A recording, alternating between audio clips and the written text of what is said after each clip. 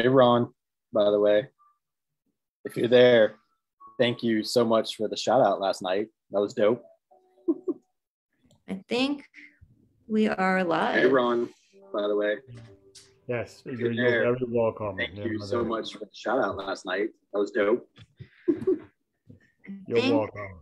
We are live. Hey, Ron. Did anyone get a notification that we're live? You're there. Welcome. Thank you so much for the shout out last night. That was dope. All right. Well, we are live. Hey, Ron. Did anyone get a notification that we're live? You're there. Welcome. Thank you so much for the shout out last night. Can you all still hear me? Mm-hmm. We're live. We're live. Awesome. All right. Yeah. All right. Well, let's kick it off. All right. Beanie blessings, everyone. Welcome to Deadpan Dope Tuesdays with me, Deadpan Lizzie, the Beanie God. This will be recorded on Facebook Live. So if you want to be seen or heard, if you don't want to be seen or heard, please mute yourself and turn your mic off. And then please unmute yourself. And if you want to turn your mic on when you're performing, and please remute yourself out of consideration for your fellow artists here. This is a mic for all mediums of art. For those who are not familiar with me, I'm an author, spoken word artist, and tonight is a very special night in my life. Not only is it my half birthday, but 1 year ago tonight, I spit on the Nuyorican Poets Cafe online Monday open mic, becoming a spoken word artist and crowned the beanie wearing soul sister. And it's certainly been an incredible year, and I'm honored to be a part of this community, and I can't wait to see what we all do in year 2. Couple ground rules, no hate speech whatsoever. If I hear any of this tonight, you're gonna get the boot, no questions asked. This is a safe space for all artists and beanies. Like me, many of us have parallel careers and are here to unwind after a long day's work. So please leave the crappy attitudes and beef behind. All right, unless it's beyond me because I'm a vegan and I'll eat that. Each artist has 4 to 5 minutes to perform. If you haven't already, please DM me and I'll add you to the list and I'll announce who's on deck each time. This is presented by the Word is Right platform. So just a couple things coming up. Every other Tuesday when I'm not hosting, Maud Dukes does a queer open mic. And every first Saturday of the month, there is a Cash Slam series. Next one will be in February. Mondays, Catherine Generalissimo with Brian Ira Franco. Also every other Monday, PoetCon and Marissa Prada host an erotic poetry open mic, which is wonderful. We got poetry time with my twisted twin, Nick Paleologos, the first and third Wednesdays of the month, and Wrong Mark Thompson hosts a writing workshop the second and fourth Wednesdays of the month. They switch off. And then Freestyle Fridays with Queen Raging, the last Friday of the month, and Sunday afternoon with Sirocco Shaman. He does a music open mic, which is really fun if you want to check that out. And then every Saturday night at 8 p.m. Eastern Standard Time, 6 Mountain Time, Marissa hosts a general open mic here on The Word is Right. And this Saturday, I'm going to be featured with Elise Vercella, who is a poetry goddess, and I'm so honored to be featured with her this Saturday night. So I hope everyone can join us then.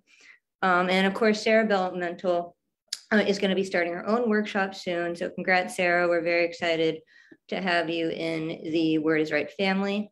Also, check out Marissa's publishing house, Red or Green Books. She's a Jill of all trades. Always uplifting our community and getting our work out there. Many of us have been published with Red or Green Books, and we're just thrilled for everything for Red or Green Books and Word is Right and everything she does for our community. So thank you, Marissa. All right, so if you haven't, DM me if you want to perform, let me know. But to kick off this Deadpan Dope Tuesday, please welcome to the mic, Hill.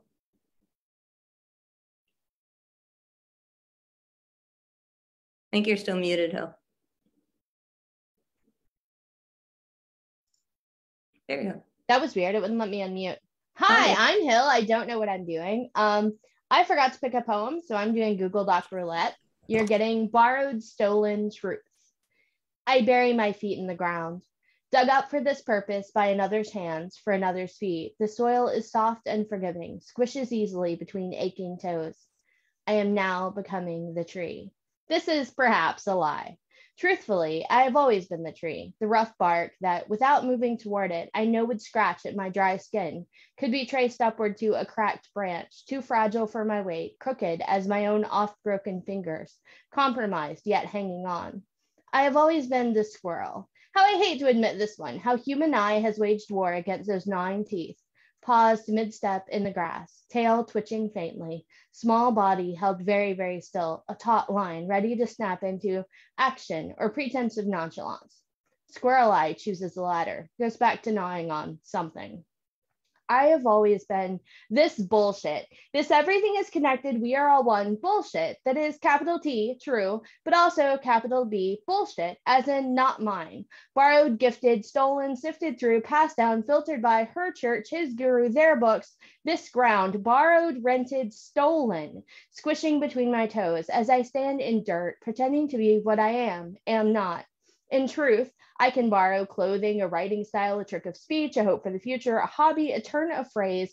Any expert in my illness can tell you we are prone to such things. But what is mine? This, not grounded in the dirt like my precious trees, not ever properly grounded, no matter how many priestesses try to tell me that it is necessary, no matter how much logic points toward proper gardening for growth, but rather, walking the labyrinth at dawn on a mountainside, and with each step of the way out, finding a new bubbling of laughter, falling over on holy ground, helpless with mirth, coming out of the space of ritual, any ritual, every ritual, with both arms out to my sides and spinning like a top, like a child, like a whirlwind, like a falling leaf, like a broken thing that has no concept of growth or learning or becoming or reverence, because it, I, we, the mountain, the ritual, the labyrinth, the dawn, the laughter, the borrowed beliefs and stolen sacred spaces, the mimicked mantra or butchered misremembered prayer, the falling down, the weak legs and hysterical laughing, crying, loss of control, merely are.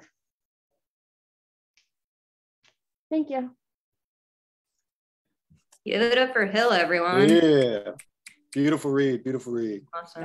So good. Awesome. Really.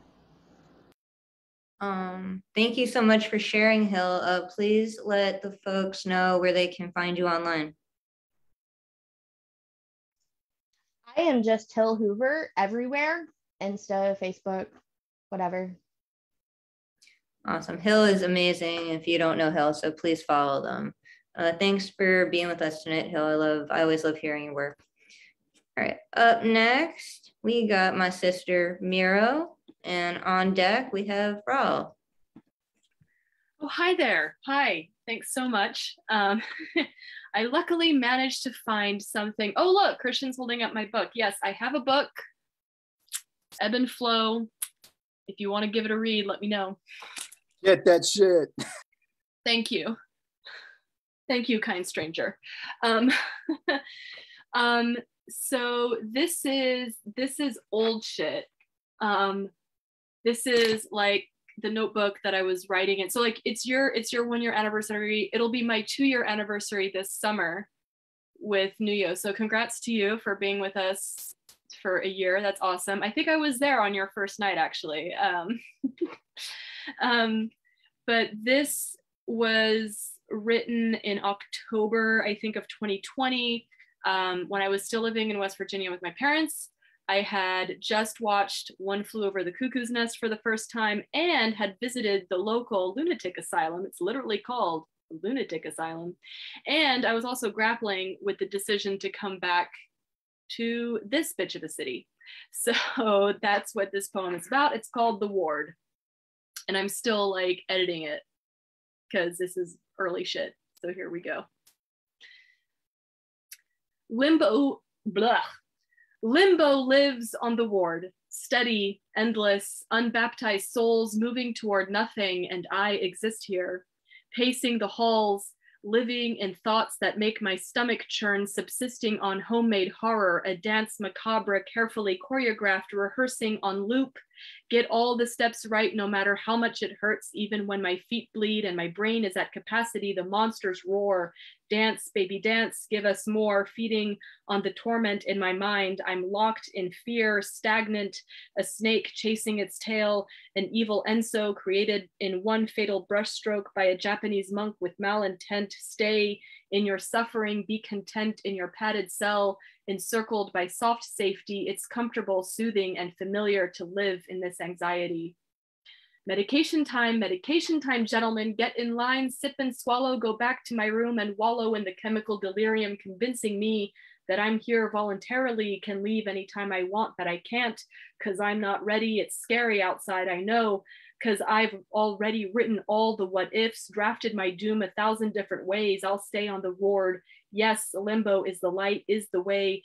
There's relief in being here. This is fine, it's okay, but when midnight reverberates across the silence of a sleeping asylum, I awake from my coma, panic to see that hell is empty and all the devils are here, pointing, laughing, confirming my cruelest thoughts, shoving both arms down my throat to pull out my insides, hand over wrist, soaking the mattress in panic and other juices until I pass out, waking just in time for Ratchet's therapy circle, rocking back and forth, wanting to disappear inside myself. The ward is haunted with past mistakes, regrets, and unanswered questions. Every day is the same. Monkey mind rolls the double feature, your worst case scenarios, now in Technicolor, and I rehearse the dance, keeping time with the existential dread clouding my memory, trying to ignore the pleas of my higher self telling me to let go and leave the insanity, which hasn't done anything except move me towards a motionless existence. I've got a ride, assistance if I need it. The car is parked outside, waiting to take me away, create some distance between me and the bleached hallways and the zonked out crazies drooling and bored, swallowing me whole inside the mocking walls of the mental ward. Thank you. God damn. Damn. That's one of my favorite poems you've ever written. Oh yeah. I loved it. Well, thank you. It was before your time, actually. But trust me, it wasn't that bad at my parents' house. Not even close. It was before my time and I'm older than you. It was before your time. First of all, you're like 4 months older than me, so you can calm down. But also, I'm just teasing. but also it was before your time at Nuyo, my darling. Oh, I thought you meant like before my time in general. I was like, oh, I'm 6 months older than you because I'm a Cancer and you're a Capricorn. I just enjoyed teasing Miro, and she puts up with it. Anyway, that's my piece. That's the ward. Thank you very much. Thank you. I loved it. She's brilliant. Let the people know where they can find you online. It's Miro Reads Books on IG if you're so inclined. Thank you. And she's also Miro Writes Books. Get her book, Author of Ebb and Flow and Letters to Gaia, and so many other brilliant things. And she looks good in a beanie. Hey. You can rock a beanie. All right. Love you, Miro. So happy you're here. All right. Next up, we got Raw, and on deck, Christian. Thanks, Lizzie. All right. Let's see what I have the energy for. I'm going to read stuff I've done before. I have a bunch of new stuff I'm working on, so it's not ready for prime time yet. So this is a piece I call How Did I Get Here? Of the many pieces I've written, it's probably the only piece I've written that I feel like I was channeling someone else's voice. So take from it what you will. The idea of freedom eludes my mind, constantly returning to the question, how did I get here? I can no longer make sense of my circumstances. Each moment looks like the last. Competing thoughts flood my mind as reality negotiates with the last of my untrusting hope. Body beyond exhaustion, fueled only by Yah's will. I now live unseated upon the unceded land of those whose tribe has no name. Not in my time, my land lies beyond the horizon, connected only to lucid moments in my dreams.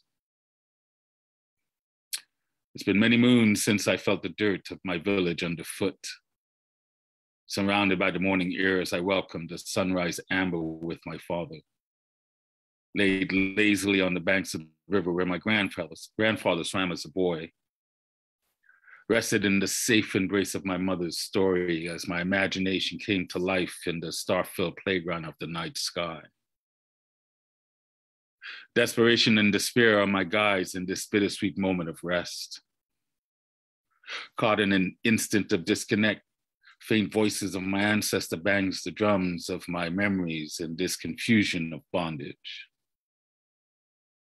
Forced to live as a stranger upon those estranged from their ways, as we are now corralled in dis-ease as the conqueror's bounty. Is it the land that makes me whole, or the blood that came before?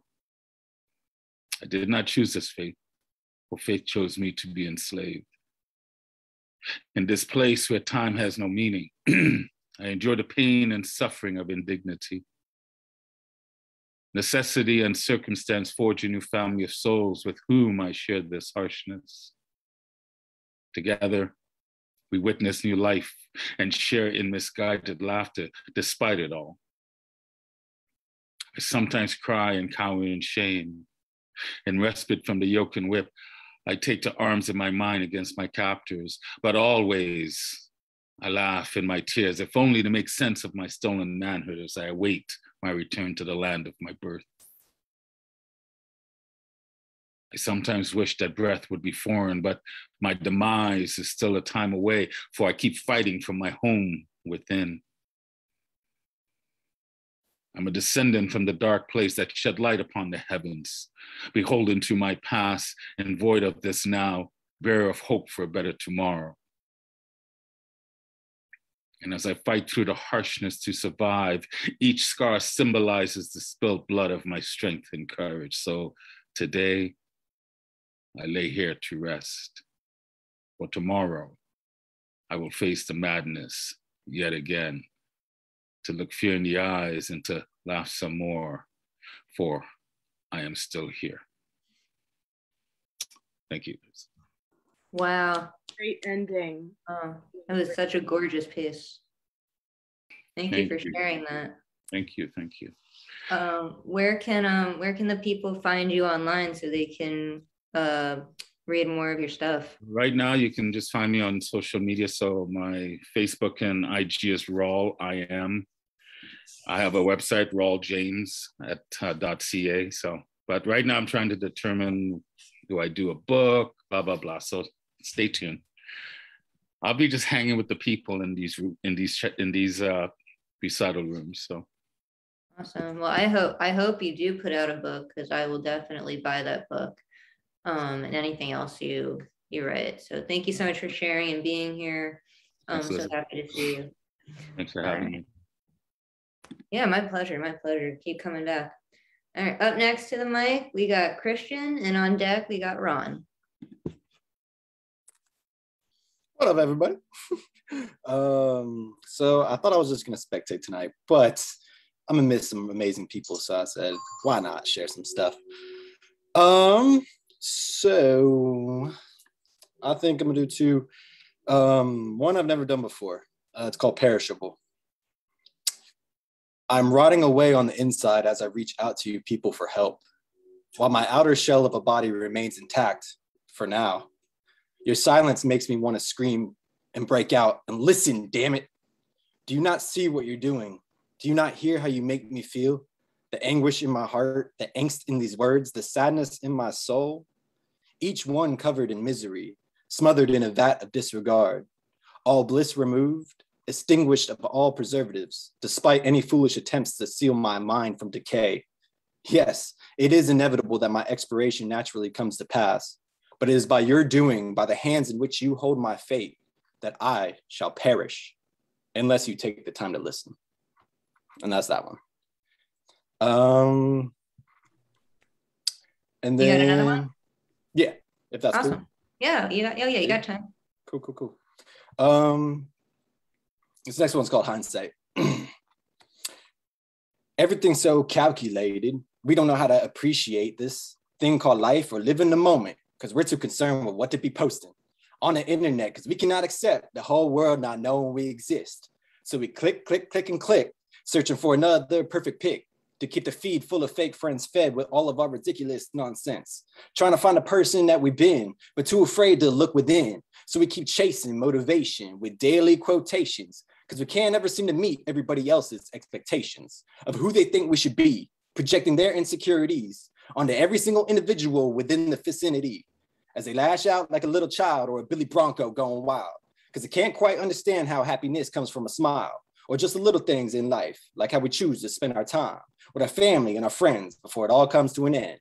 But I guess that's just the hindsight after leaving a horrible year behind. So here's to our past and hoping that it taught us how to have an open mind. Thank you. Give it up for Christian, friend. Hey. Beautiful. Christian. Woo-woo. Yes.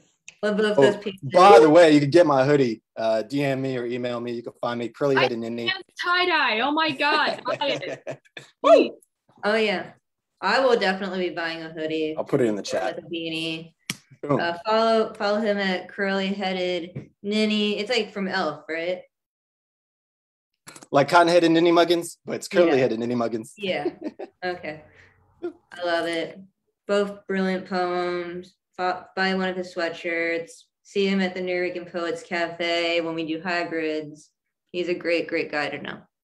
Anyway, so happy you're here, Christian. Thank you for spitting. All right. Keep on moving. Now we got my friend Wrong Mark Thompson, and on deck we have Emily. Yeah. Hello, Deadpan Lizzie. Happy New Year again. I know we spoke many times the last few days, So glad you're feeling better. And what an honor to follow Christian. I'm so happy. All right, so I'm still at my sister's house in New Jersey. I did bring my beanie with me because I was afraid it's going to snow here, but we didn't get any snow yesterday. I was actually so disappointed. I don't know why. So what I'm going to do, I guess I'm going to make a complete fool of myself, but it is the Dope Tuesday open mic, and I feel comfortable with you, Deadpan Lizzie, and with everyone else here. So my niece, I'm in the guest room here, and my niece who moved out to college, she has a guitar. So sound check, you can hear it? Okay, right. So I'm gonna read a poem that I wrote and performed 6 months ago with a harmonica. Unfortunately, I don't have my harmonica with me, so I'm gonna try to substitute it with the guitar. I have no idea how it's gonna work out. I hope it's gonna work. These are my lines. And the poem, I titled it, I Wish I Could Sing. I write essays and submit them to anthologies. I rejoice when they accept my works and I receive their policies. I also write poems and read them to my fellow writers at the library. Their feedback and advice is multifold, though their opinions vary. So I edit and shorten them and then perform my poetry in open mics. I am very happy when I get applause and some likes.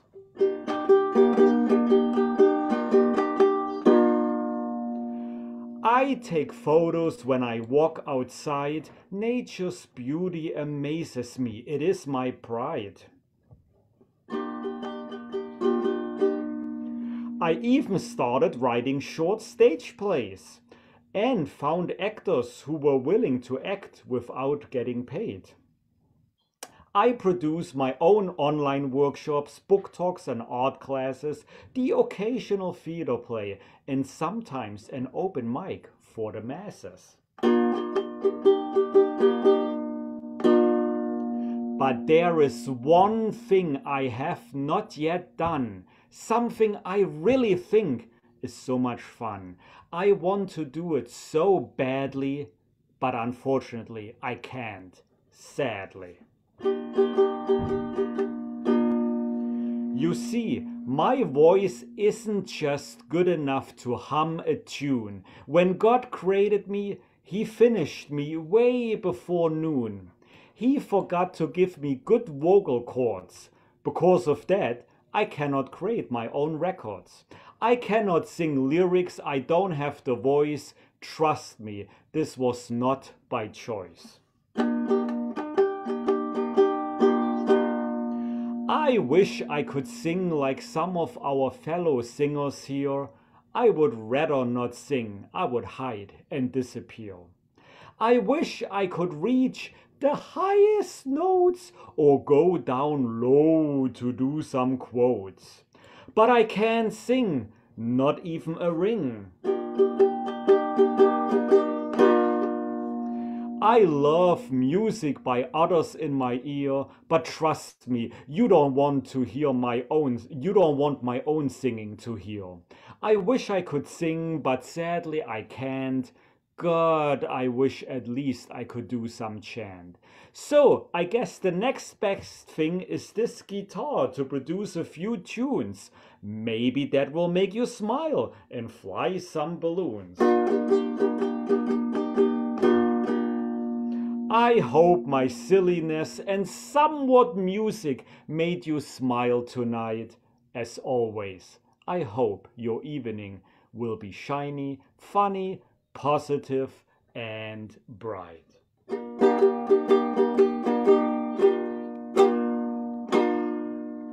The end. Give it up for Ron. Let's Every go, minute of it. Ron. With the love. Perfect. Thank you. So That was needed that, awesome. man. So needed that silliness. That's brilliant. Yeah, that was I much loved more it. beautiful after my shit. I love I tried to teach myself how to play ukulele and I can't really do it. I can play a little guitar, but I couldn't do a ukulele. But I also love your singing voice because we've done a duet together. We did Sonny and Cher, and I love when you sing. But I'm so happy you felt comfortable performing here, and I hope you do in the future. And I'm always just happy you're here. And I love the beanie. I love it. So where can the folks follow you online? Thank you. Yes, and I did love our karaoke duets we did. That was like so nice. Thank you so much. And your voice was a lot better than mine. But Aw, thank this you. is like we fight each other. Like, no, you're better. No, you're better. Like, okay. Equally good. They were equally good. Thank you. I love that. So, if you don't see me here on Tuesdays, every other Tuesday with Deadpan Lizzie, I also happen to be a member of the team that Lizzie is in with the Word is Right team. I alternate with Nick P on Wednesdays. On every second and fourth Wednesday, I teach a writing workshop. Next Wednesday, the 12th, happens to be we're gonna write our bio because many artists and performers have trouble getting small bios, that they have to submit to organizations. So we'll be doing that. Besides that, I also run my own organization, Bronx Art and Fun Hub. We do equestric poetry and prose, stage plays, writing prompt sessions, and I think that Lizzie already mentioned it earlier. She, myself, and P, 2.5 weeks from now, on Thursday, the 20th of January, will we be teaching a workshop on how to host a workshop or open mic, how to MC. So we, the three of us, we will give anyone who is interested in hosting their own programs, we will give them advice and we will do practice exercises. So I'm looking forward to that. Thank you so much, Deadpan Lizzie, for allowing me to play what did you, so it's not a guitar, you called it a ukulele or something? I think it's a ukulele. Yeah. Okay. It's a really cute ukulele. Thank you. Maybe I'll take it with me. Maybe it'll mysteriously go in my suitcase when I go back to the Bronx tomorrow, I'll just have to I tried to teach myself ukulele on my brother's girlfriend's ukulele because I don't think she realized she left it at my parents.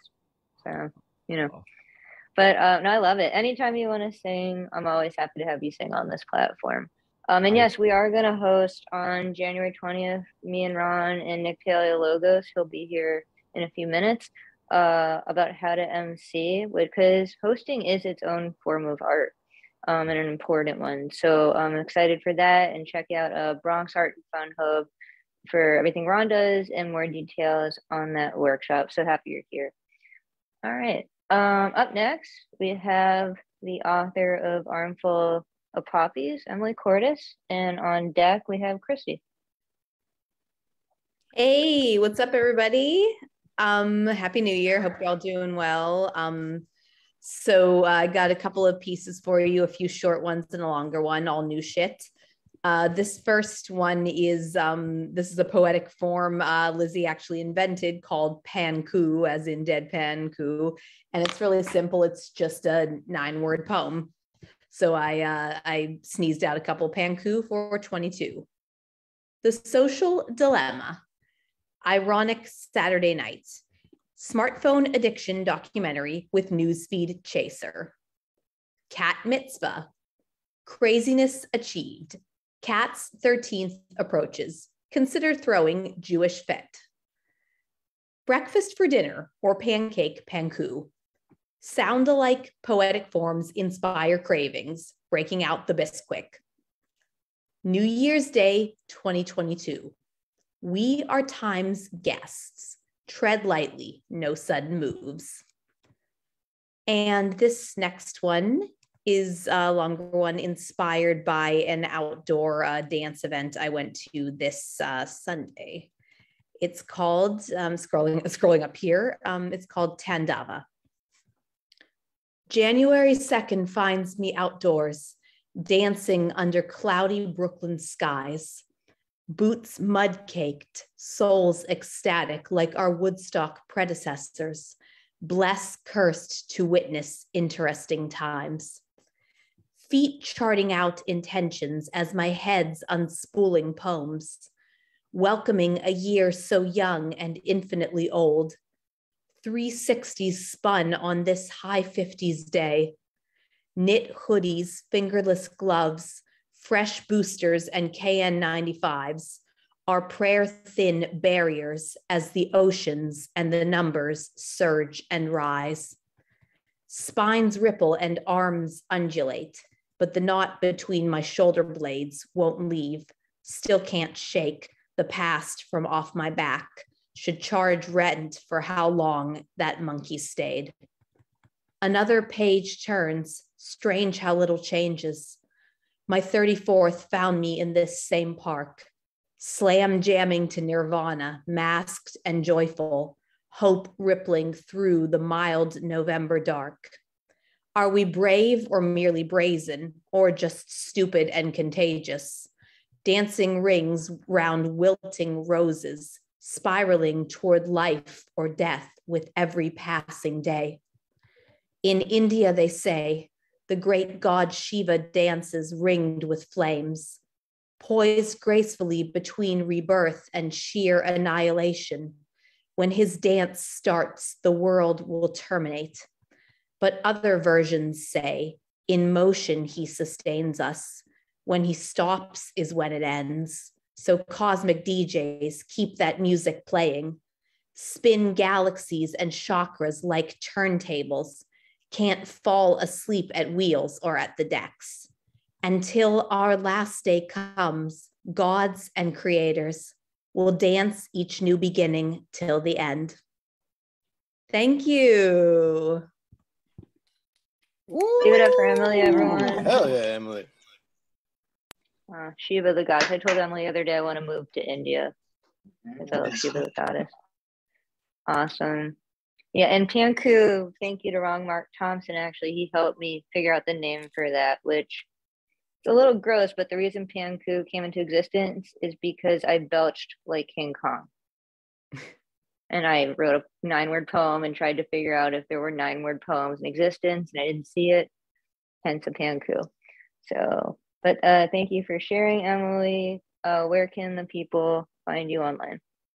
I'm going to drop my links in the chat. It's postmodern.psyche on Instagram, Emily Cordes on Facebook. You can also purchase my debut poetry collection, Armful of Poppies. Shout out to Marissa and thank you, and Red or Green Books in the next 10. And I've got some other theater related stuff coming up as well. All of that's in the chat. So yeah, follow me and let's connect. Thanks. Yeah, it's a great book, Armful of Poppies. Definitely buy it. And make sure if you give her a follow, you put the dot for Postmodern Psyche. Make sure you put the dot. And thank you for being here, Emily. Always good to see you. All right, up next, we got Christy, and on deck, Cynthia.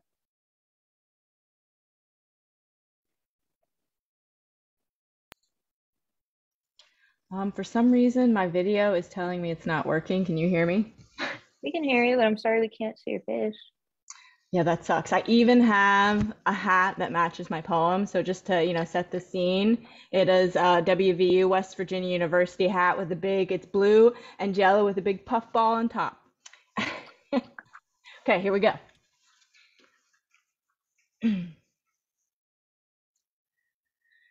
He called me Rose. That is one of the things I remember most about him.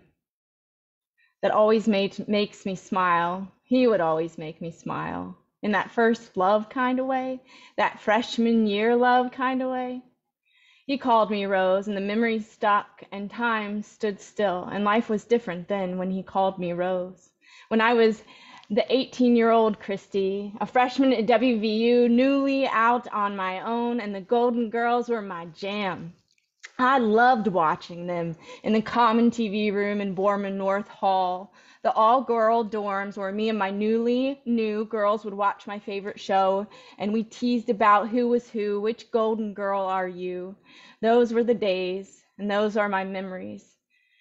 That dear, sweet memory when he would call me Rose. You see, Betty White had been with me for many years of my youth, many years of my watching of Nick at Night alone in my room, that iconic of hat tossings that I watched again and again, Sweet Mary Richards and the Mary Tyler Moore Show, a show that connected instantly to my heart and to myself as I obsessed with it all, the women breaking boundaries and acting so superb, and Betty would saunter in the way that she would instill the whole damn show. Sue Ann Nevins would always cut the scene with her comedic timing of perfection. The way on that screen, always uniquely hers and always unlike anyone else. He called me Rose as I delighted in introducing all my freshman friends to the Golden Girls. You see, in 1998, the Golden Girls were not cool. Few knew, but I always watched and laughed and loved. Rose, Blanche, Dorothy, Sophia got me through all the awkward stages. Yes, all the awkward stages. The awkward first, my first heartbreak, my first failed class. They just got me through and went through it all with me. All of the last, all of the first, all of the memories. As I heard about dear Betty today, my heart skipped right back to that time in that dorm with those friends, with his love, my first love, my college love. And my innocence. And inside those moments were all the good times, the new times, the fun times, the times when he called me Rose. Because I could be ditzy even though I had high marks in school and always did my homework and always made the grade, but sometimes my mouth would speak before my brain could catch up, and the rose would come out, and the laughs would be had, and the memories would be made. As I was driving back from my holiday on this car trip in this car, I saw that today was the day, today, Rose rose up. She rose up to meet him up there. As friends from that time, they'd send me texts of condolences because she always reminded them of us, of them, of you. I hope you tell her hi, Pete. I hope you have a chuckle at the way I loved dear Betty and the way you called me Rose and the way it was then. Please give her a hug for me, dear Betty. Tell him I say hi. Tell him I remember, and watch those reruns up there and laugh in 2022 together. You will be missed, sweet Betty, sweet Sue Ann, sweet Rose. Thank you. That was an Man, absolutely what a beautiful tribute. Thank you, Christy. Incredible. Absolutely beautiful. And yeah, may Betty White, may her memory be a blessing. And I personally think that all four Golden Girls are hanging out together in heaven. I do. My favorite was always Bea Arthur, but I love Maude because Maude was just a badass. But I love Golden Girls. We should have a Golden Girls night. I saw someone type that in the chat. But I absolutely love that poem. Oh my God, let's do that. I'm down for it. Yeah, no, I'm a Dorothy, but I'm also Miranda from Sex and the City. So figure that out. Yeah, but I absolutely love that poem, Christy. It was such a beautiful tribute. Thank you for sharing. Where can everyone follow you online? I am the Poetry Alchemist on Instagram. Thank you. That's such a great handle. It's such a great handle. Well, yeah, definitely give her a follow. She is a brilliant artist and poet. I'm always so happy when she's present. And send me a photo of the beanie. I would love to see the beanie. Awesome. Thank you so much, Chrissy. All right. Up next, we got Cynthia, and on deck, Black Glitter.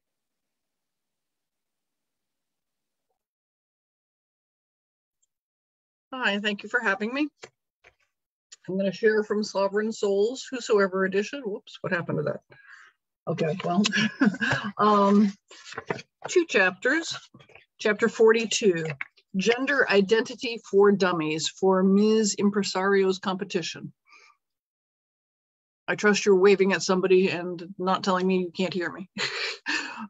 Gender Identity for Dummies. Pay attention, that could be you.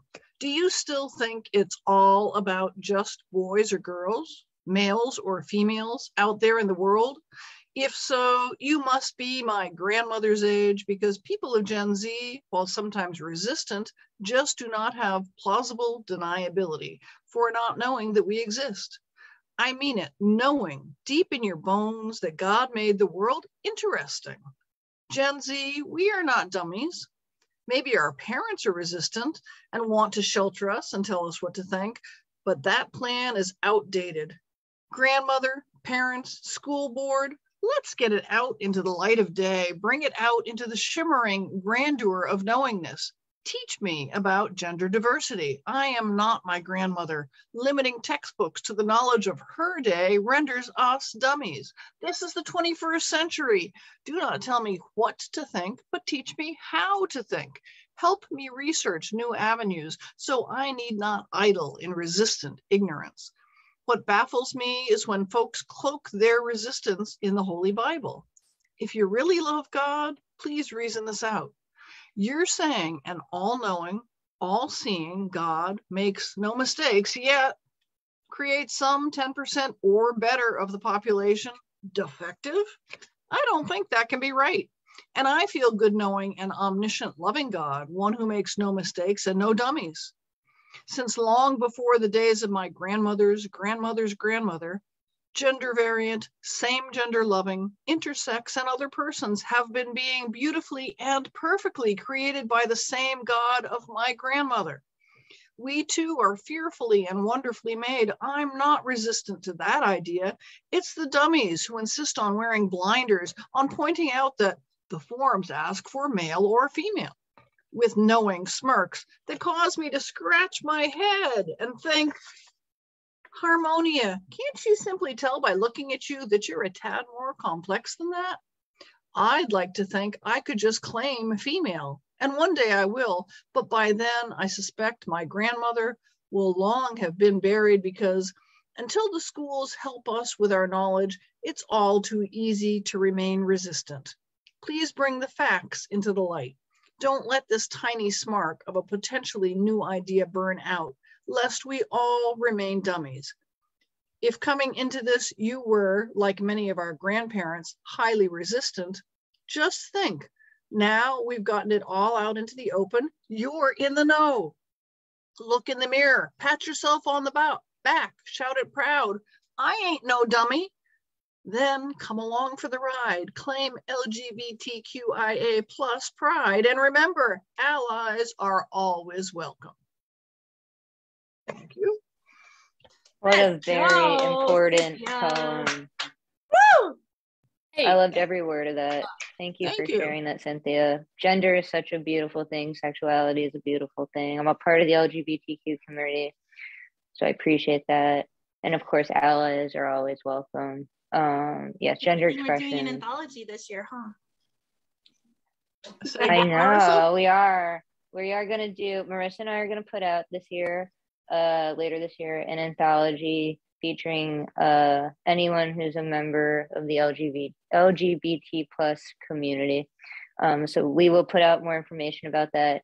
How to submit. We gotta figure out when we're doing the call on that, because I gotta shingle the anthologies. It's like I got 4 to do. It would be nice to be able to just edit one every quarter, so that I don't get totally crazy. We'll have a Zoom meeting about it when I'm running on a treadmill. Okay, cool. Yeah, we're doing the LGBT anthology. We're doing the survivors anthology. We're doing the men's and them erotic anthology, and we're doing the RGB poets anthology. So every year we will put out an anthology of the published authors, and it'll just continue to grow and volume after volume become a collection. So Yeah, check out Red or Green Books, y'all. It's Marissa's publishing house. I'm a part of it. Red or Green Books. Nero's a part of it. PokeCon's a part of it. Hill, Emily's a we're part publishing of it. Hill this year. I'm so freaking excited. They are awesome. Okay. Like, y'all, if you did not hear Hill before today, I'm sure they blew you away. But Hill, I'm so freaking excited to have extended Hill an invitation to publish this year. So yeah, it's super fun. Yeah, Hill is absolutely brilliant. I've gotten to know Hill a little bit, and I hope Hill will submit for the LGBTQ anthology. And I'll keep my eye out for it. Yeah, it'll be all over social media. So follow Red or Green Books, follow Word is Right, follow me.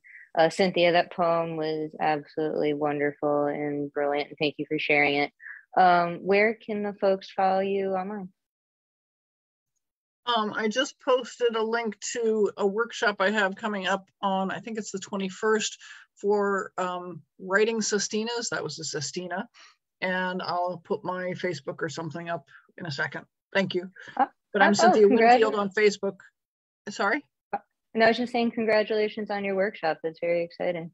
Thank you. And I also have, I haven't launched it yet, but I have one episode out, Writing Strategies That Work, is going to be a podcast, and I'm starting to launch the Facebook page for that as well.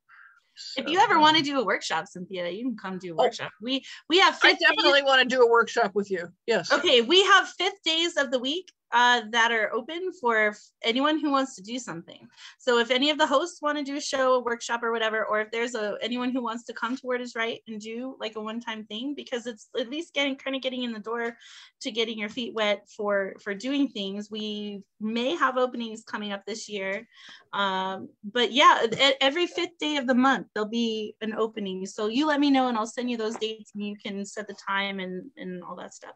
Don't forget this Saturday night, we're featuring Deadpan Lizzie with Elise Verstella. They're double featuring Saturday night. So yes, please come back Saturday and cheer on our fearless host tonight.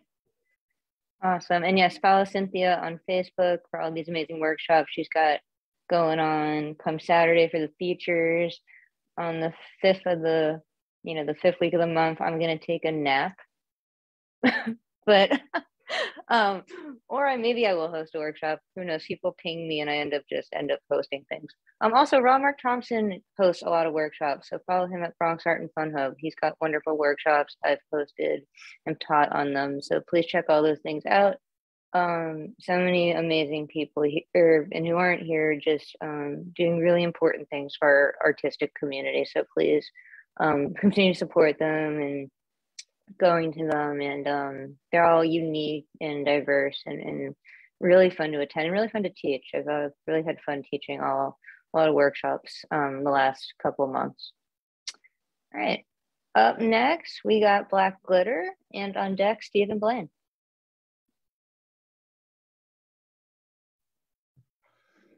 Okay, I'm gonna just jump right into it. I got 2 poems, Root Chakra and Always Lucky. I'm gonna start out with Root Chakra. I wrote this poem a couple days ago, or on New Year's. Actually, I wrote this poem on New Year's and performed it at the New Year's open mic, but New Year's Word is Right open mic. And so I'm gonna perform it again here. Okay, here we go. Root Chakra. I'm gonna take the whole thing. Fuck a portion, enough to buy me a big fat potion, because I'm a big fat person that needs more than a baby aspirin. Big crystals, big crosses, big ankhs, big mandalas. She got a big root chakra, fat enough to falsify your persona, turn you into a different person, or perhaps you'll pretend not to play her game. The matriarch is weeping, the earth is bleeding, but you don't believe me.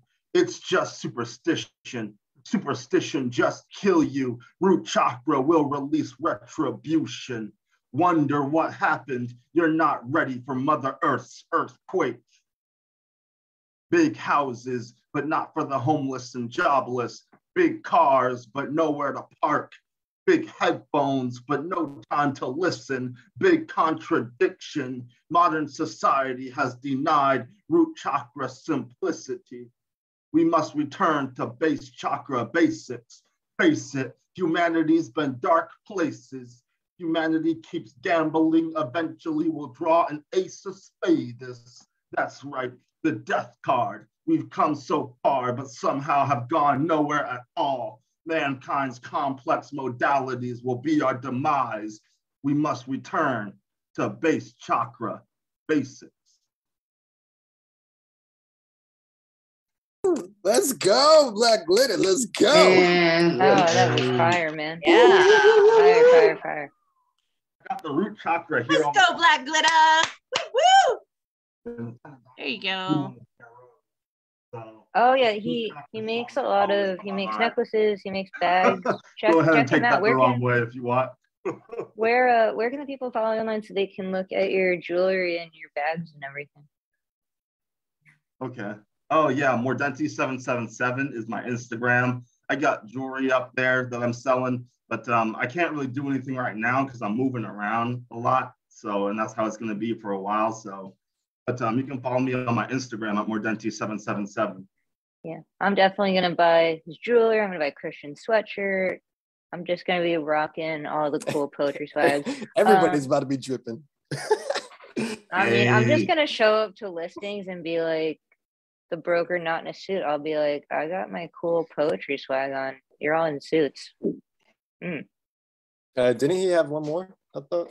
Oh yeah. I got do you more. want to share one more poem? You're more than welcome. Yeah, I got one more. Always lucky. Absolutely, go for it. I'm always lucky. Even when I'm down in the dumps, something lifts me back up.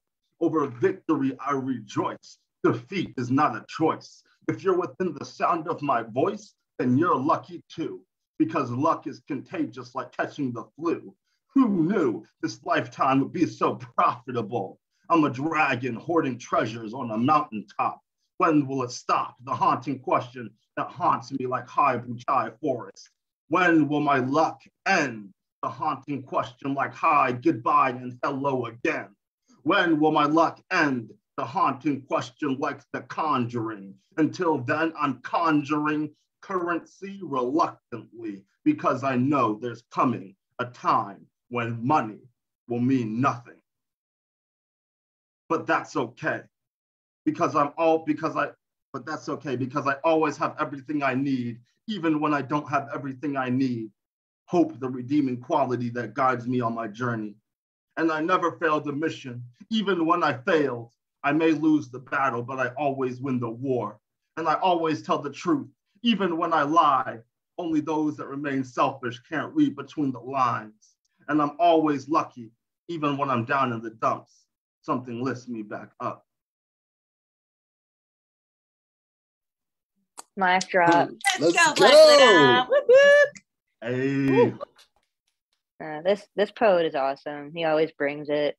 And Good follow him, buy his swag, buy his jewelry, read more of his poetry, his art.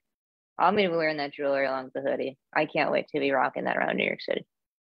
Anyway, thank you so much, Black Glitter. Always a pleasure to see you. Always a pleasure to hear you. Hey, thank you. Absolutely, absolutely. All right. Up next, I got to meet this man in person yesterday, Stephen Blaine. And it was a pleasure indeed. You met magic in person? Like, Stephen is magic. He is magic. And I felt we had to take a rain check on the espresso because I had to run home. But we will have coffee eventually. July. If you can hold off till July. Okay. We're gonna have coffee before July. We'll have coffee in July. I'm just kidding. So yesterday I was on a mic and the poet shared a song. Can I share something, or is that? I guess it's not allowed. You may share whatever you want. It says host disabled participant screen sharing. Okay. You know how to do that, Lizzie? So just click the arrow on the screen share and click multiple participants can share. Sorry, Stephen. Click the what? Oh, click the. So screen share the little carrot. Okay. And then I think I enabled it, Stephen. Let me know if it works. Awesome. You did it. Thank you. Awesome. Yay. Thank you, Marissa. So this is something this is an old Russian folk song that Django Reinhardt and Stefan Grappelli recorded, and the third, it's kind of a gypsy jazz thing. I wrote a bridge for it and the lyrics, of course. Finders, keepers, losers, weepers, blow a smoke ring, make my blood sing. It's not my fault. In the tumult, you became my destiny. Finders, keepers, empty beakers, fill 'em up slow, let the mood grow, never let go. Bridget Bardot, losers, weepers, pity me.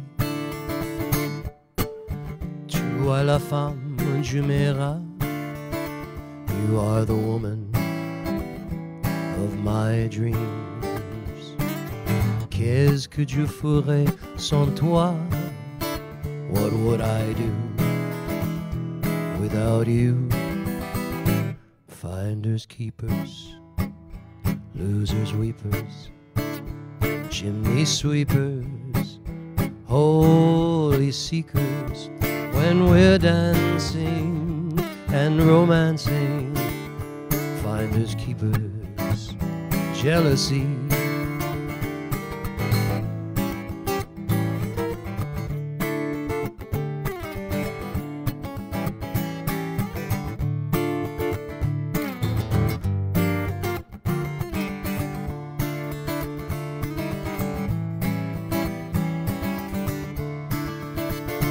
Finders, keepers, empty beakers, fill 'em up slow, let the mood grow, never let go. Bridget Bardot, losers, weepers, pity me. Oh, tu es la femme jumera, you are the woman of my dreams. Qu'est-ce que je ferais sans toi? What would I do without you? Finders, keepers, losers, weepers, chimney sweepers, holy seekers. When we're dancing and romancing, finders, keepers, jealousy. Finders, keepers, cry for me. Finders, keepers, oh lucky me.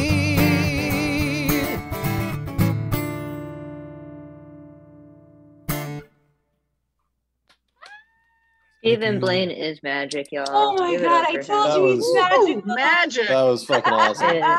He's magical. I saw that thing at the right time. Yes, I got to hear Stephen Blaine. Yeah, He's even more magic. He's even more magical in person. And last week he played Judy Garland, which was one of my favorite songs. But I love him.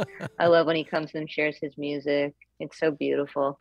I want Stephen Blaine to do a one-man show and have just a whole hour of him stripped down, and you just get a ticket and you come and see him. Shit, I would sponsor tickets and give them away to people who couldn't afford them. I'll tell you what, I would buy all the tickets. So there you go. Just so people could attend. Just so people could attend. Well, you tell me how many you would want to give away, but I would love it. I would love it. I could just sit here and listen to you guys. I'd buy a ticket, to be honest. I would. I'm being straight up honest. I'd buy a ticket. How did we get lucky enough that he comes to our shows? Like, we are too lucky. It's the that company. we get It's the company. his You know. We are blessed to have him in our artist community and his talent. And he's super, and he's so nice in person. He's even more nice in person. How do you know you didn't have an espresso? I know. I felt so bad because you were lovely and you bought a book. I felt so bad. I had to run across the park to get ready because we have 2 open mics on Mondays. We have Nuo and we have Richie's. So I had to run over, but we will make it happen. I am a tea drinker, though. I am a tea drinker, not espresso. But I will have Any tea. Okay. But thank you so much for playing your music. I Thank you always for being love, so kind. I really appreciate it. Thank you. I love when you play your music. It just makes me smile. Where can the people find you online so they can hear more of your beautiful music? Well, here you go. That one link opens up like everything. And then on Facebook, you know, if you friend me at Stephen.Blaine, that'd be great. Thank you.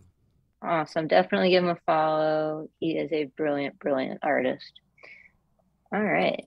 Next up to the mic, we got the woman. The reason I get to host this amazing platform and get to be in books, and she does so many things for our community. I'll give her all the roses in the world. Marissa Prada. Let's go, Marissa. And Oh she my got a gosh, new let's beanie. go. I kicked my kids out of the room because I'm going to read a heavy poem. Close your door. Close your door. Yes. This go is close what your door. this is what Advocate would say is a mommy and daddy poem. But we love it. All right. Because I'm going to read a poem from my book, Conversations with Grief. And it's been a while since I read from this book on any of my Word is Right shows. So yeah, and I usually don't do trigger warnings, but I will do a trigger warning for suicide. This book was the 1 year that I wrote poetry after my best friend made the decision to end her life. And that was October 22nd, 2019. And so this was the entire year afterwards that I wrote poetry. And I felt it only right to make it the first book that I did with the press. So just please take care of yourself if you need to.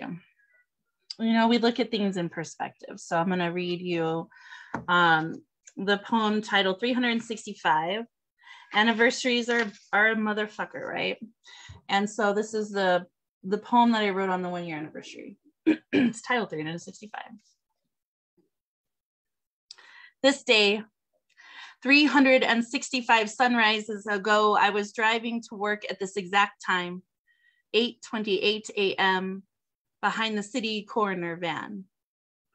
I remembered it turned up your street, but really didn't think much of it then. Work was good. Lunch was good. Getting the kids from school was good. Didn't think much about how you hadn't called me back yet, or text me back yet, or laughed at that online post yet. Dinner came and went when my phone finally rang. Yep, that was the call we all fear. A call I knew before I knew you were gone. Crystal is dead, was all you said. Your voice rattled around my skull, breaking loose pieces of my brain as I strained to breathe. Buckled at the knees, I lost my body in disbelief. She took her own life, you eventually said. No, this cannot be right. She said that would never happen.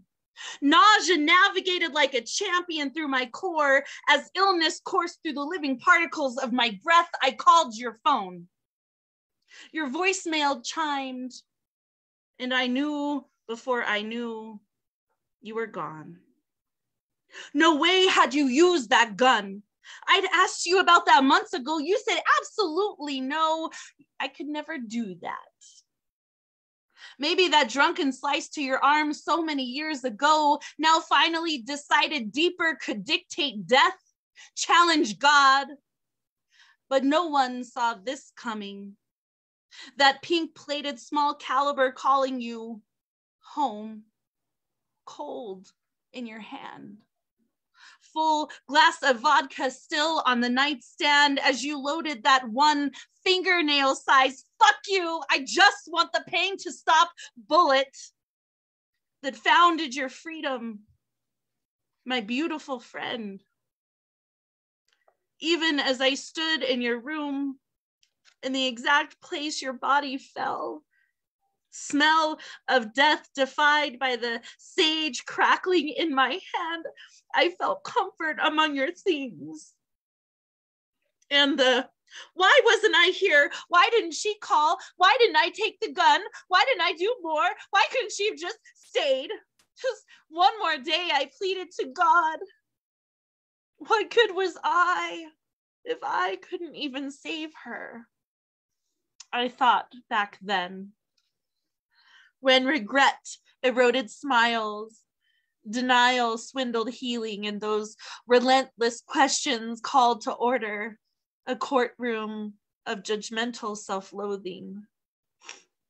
Now, I see the sun will not cease its rise, as the current of time will ever press on. You have done what you have done to forge an imperfect path towards forgiveness, to leave us all realizing the temporary nature of our time here, to remember the pain with the pleasure, so that we may remember we are still here. We are still alive. We are still going to fight.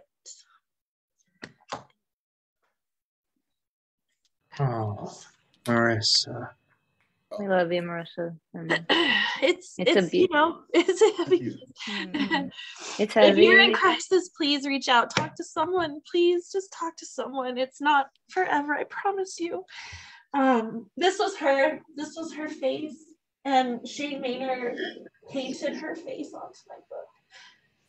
So please reach out to someone, talk to someone if you're in crisis. Yeah, well, we love you and we love your art, and it's a beautiful tribute, and the book is a beautiful tribute. And I'm glad you have it out. She would be proud. Please, but yeah, but we hold space for you. And you know, I'm so sorry for the loss of your friend and Crystal, and we love you. And yes, everyone matters. And if you need to talk to someone, please reach out. There are many, either to a friend or family or organization, because we all matter and we all have a purpose here on Earth. So thank you for sharing. Always holding space for you, Marissa. Love you.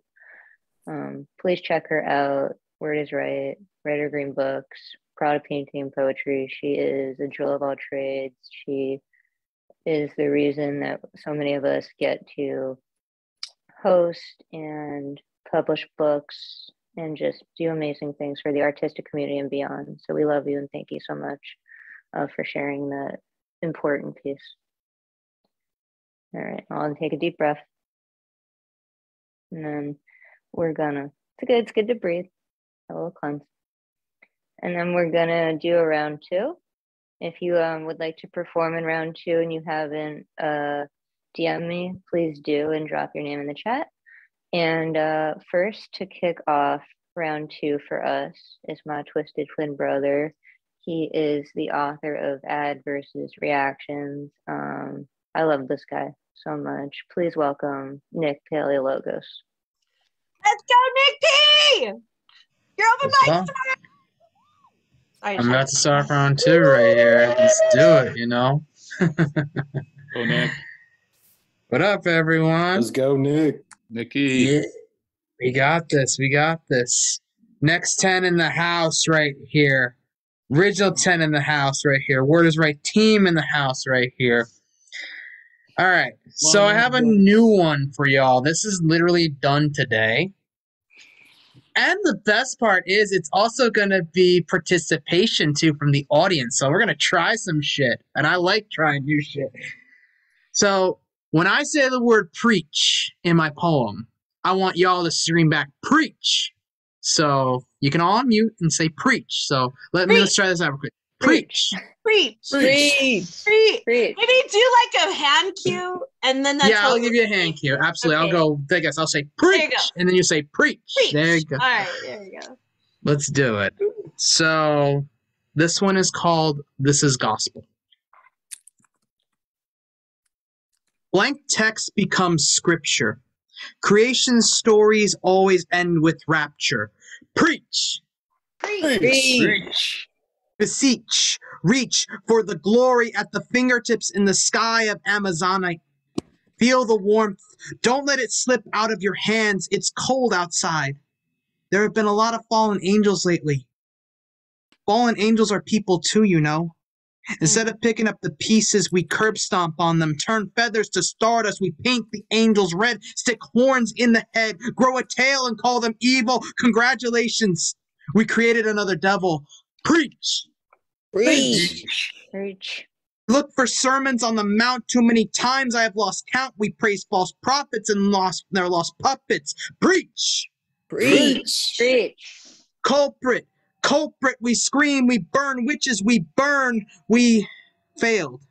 We pay in blood and prey upon the next victim. Preach! Preach. Preach. Kneel down and pray all you want. Hope that someone else does the dirty work. That is the play in this station. Pray 1 time, 2 times, 3 times, 4 times, 5 times. Preach!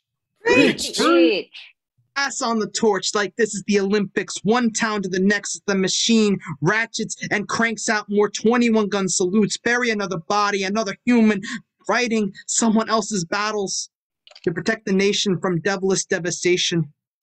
All things get misinterpreted. Each word written, each breath spoken, each painted portrait. Preach! Preach. Preach.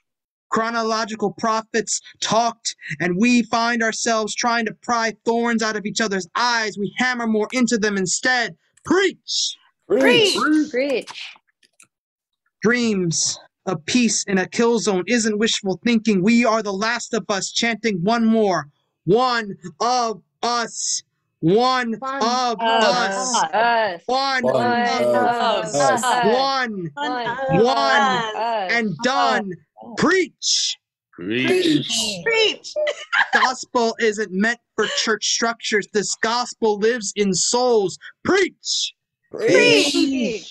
The gospel, according to you, is in your actions, not in your words. With each step, with each raised hand, with each nod and shake of the head, this gospel is the body and the words inscribed on the surface. Remember at the beginning I said blank text becomes scripture. As aging occurs, this is your gospel. Creation stories end with rapture. All bodies decay. We won't read the bodies anymore. We assemble ideologies out of broken wings instead. Build a new one so the next generation can fly and write more gospel. Preach! Preach. Preach. That's that piece, y'all. Yeah. Brilliant. Nick brought a sermon. It was a sermon. I gotta do a spin-off of this erotic style though. Oh, I can't wait for that. Let's talk about sex, but good sex. Preach! Yes. I'm about that. Let's go. Next Moist Monday. I want to see that piece. I will. Oh, yes. Definitely tune in for that. Yo. I'm there. That was awesome, Nick. I loved it. I love the audience participation. I love everything this guy does. Also, if you haven't heard his poem, is it "Take Me to Church" or "Let's"? I'm taking you to church. Yes. I'm taking you to church. It's a brilliant poem. I got to see him perform it live on the Nuyorican stage, and it was a religious experience. Watching him perform it and being a part of it, and just buy his book, Ad versus Reaction. It's a brilliant book. He's a brilliant author and writer. He does so many amazing things. And when we say one of us, it's because we want you to come into our poetry quote and our artist community. So anytime someone new comes, Bruja will pop the cherry, and then we say one of us. So Nick, thank you for sharing. Always a pleasure to have you with us. Ad versus Reactions.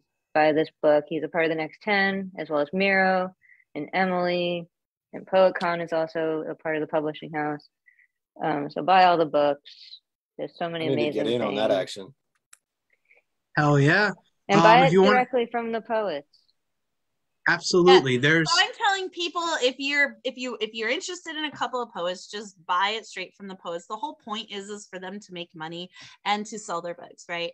If you're going to buy 8 of them, buy them in the bundle from the press. You can buy all 10 of the original 10 or all 10 of the next 10, or you can buy all 20, because what we're doing is putting money back into more books. So the money that we made selling the collections this year, in 2021, is funding the 4 anthologies this year, which they're not cheap, by the way. So like, you know, we can't just mass produce books. We're not there yet. We're really small. So you know, by buying at least the sets from the press too, that helps us be able to fund all of these anthology projects. And also it helps us sponsor poets who can't afford to publish. So it's all the way around a really great thing, but at least you can get a signed copy directly from the poet. And we got projects coming up. If you've never published a book of poetry, let me know.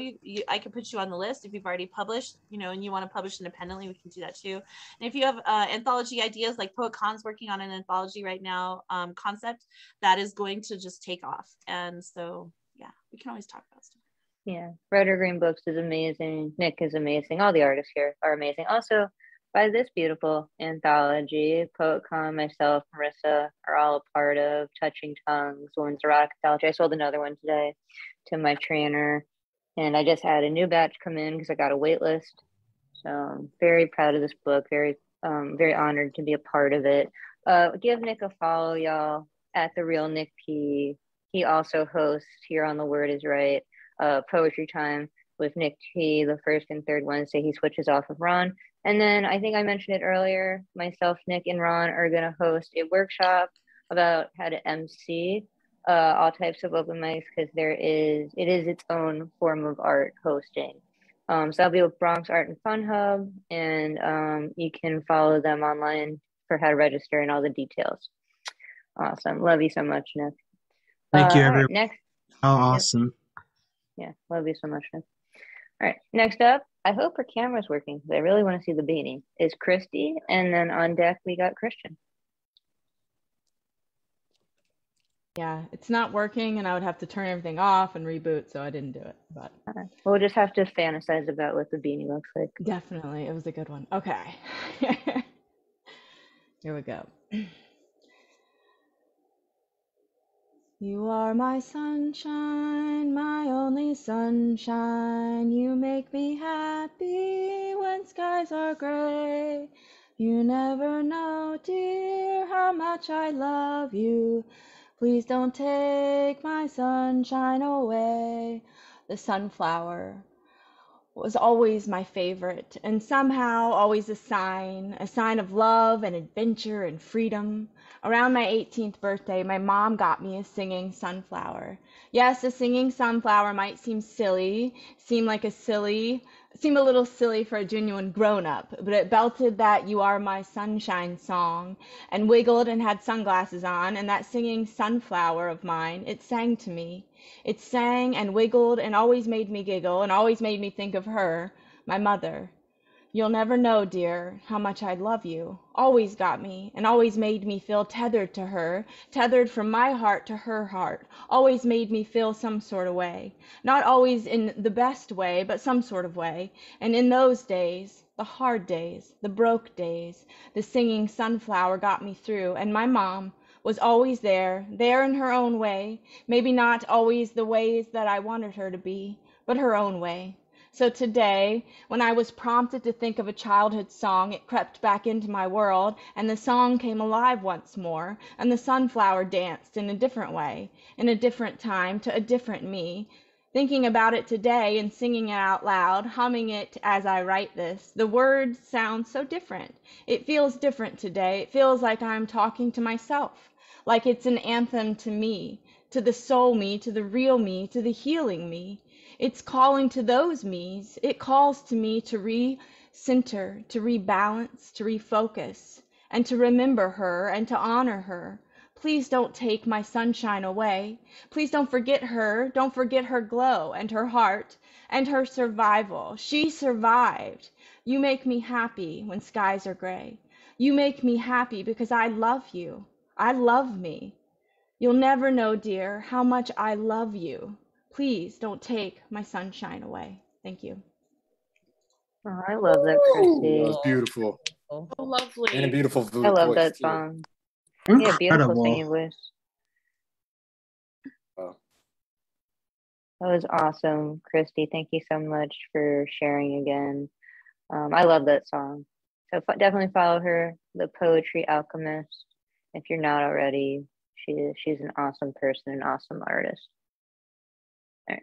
Up next, we got Christian, and on deck we have Miro. Word. Well, first, Marissa, that piece you shared earlier, digging down to those depths, power to you. Sorry for your loss. Like, that was shit. So really in a pickle right now, because I have one, I'm gonna leave it up to you guys. I have one that's related to mental health and suicide, but after Nick's crowd piece, I kind of want to do something like that. So I guess, what do y'all want to hear? Oh, a crowd piece. Yeah. I think I'm an exhibitionist. Piece. Let's do a crowd piece. All right.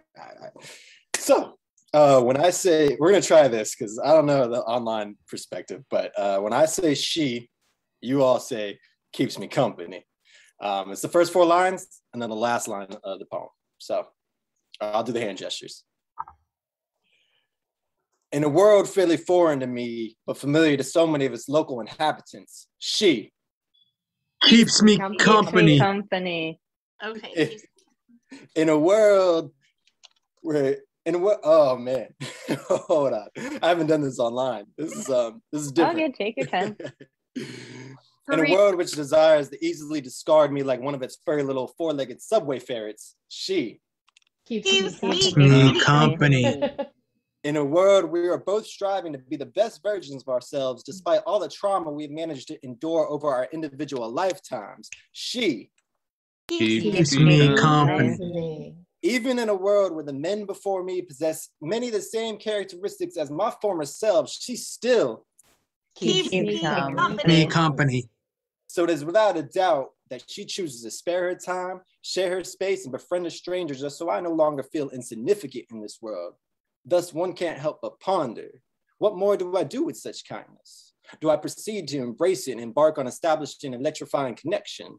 Do I lean into the powers of procreation and pursue her as passionately as I do my own poetry? Or do I merely keep my distance and admire her from afar in a futile attempt to protect our hearts from the soul-wrenching agony of shattering once again? To which my conscience simply replies all, I do not know. However, what I do know is this. I am thankful. I'm thankful for her light, her love, and the illustrious energy she emits anytime she enters the room. I'm thankful for her compassion, her candor, and the quality of life she is so carefully crafting for herself at this very moment.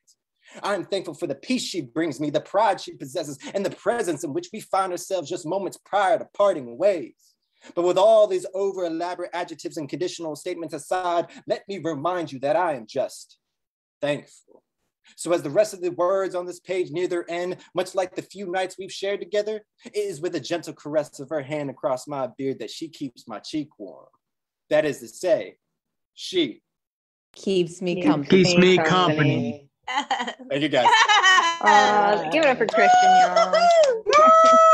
Grab yourself a mother loving hoodie. Yes. And yes, buy those hoodies, buy the jewelry, buy everything. Support these poets, support these artists, get their I can't wait books. to meet you, Christian, when I come to New York City. Fucking right. I can't wait for New York Poetry Festival. We're gonna get me a treadmill. We gotta get Stephen Blake. We gotta do something with him so he can have some stage time. Like, we just got to. Even if we publish, like, I don't know, do something with him, we could totally. Oh, we should have him write music. He and someone else could write a score for something wonderful. Albie. Jane Spoken Words husband. Sometimes Jane Spoken Words husband will underscore us when we play. Like he's so Jane Spoken Words partner, Albie. He plays the bass and he's absolutely brilliant. And Jane is a brilliant artist. If you're watching, Jane, I love you so much. And he will bring his bass when we do Wild Poets and when we do our hybrids at the New Rican Poets Cafe, and he'll underscore us, and it's really beautiful and awesome. So I bet you he and Stephen Blaine, I think I could see them getting along well. So I think there's something to work on there. Speaking of hybrid, I'll be there on the 15th. Yeah. I can't wait to see Chris. He's featured before at Hybrid. He's amazing. Buy his sweatshirts, follow him on Instagram. He also makes kick-ass posters. If you DM him, he'll make you a poster for your features. He's a brilliant artist. Give him a follow. Thank you so much for sharing. I love all the audience participation. I love those so much when we do that. I have a poem like that. I actually never shared it though, so I'll have to do it sometime. You could totally do on Deadpan. That'd be like Deadpan, Deadpan. Like, yes, you you could come out on the stage. We will all do it. Yes. That's awesome. Yes, we all should. Deadpan. I gotta write these things down or I forget because I got no memory anymore. All right. Anyway, up next we got Miro, and then on deck we got Ron. Well, golly, I don't know how I'm gonna follow that, but I'm sure as hell gonna try. Okay, Siru, some of you may have heard this before, but I'm not sorry. This is called This Balmy Winter Wind.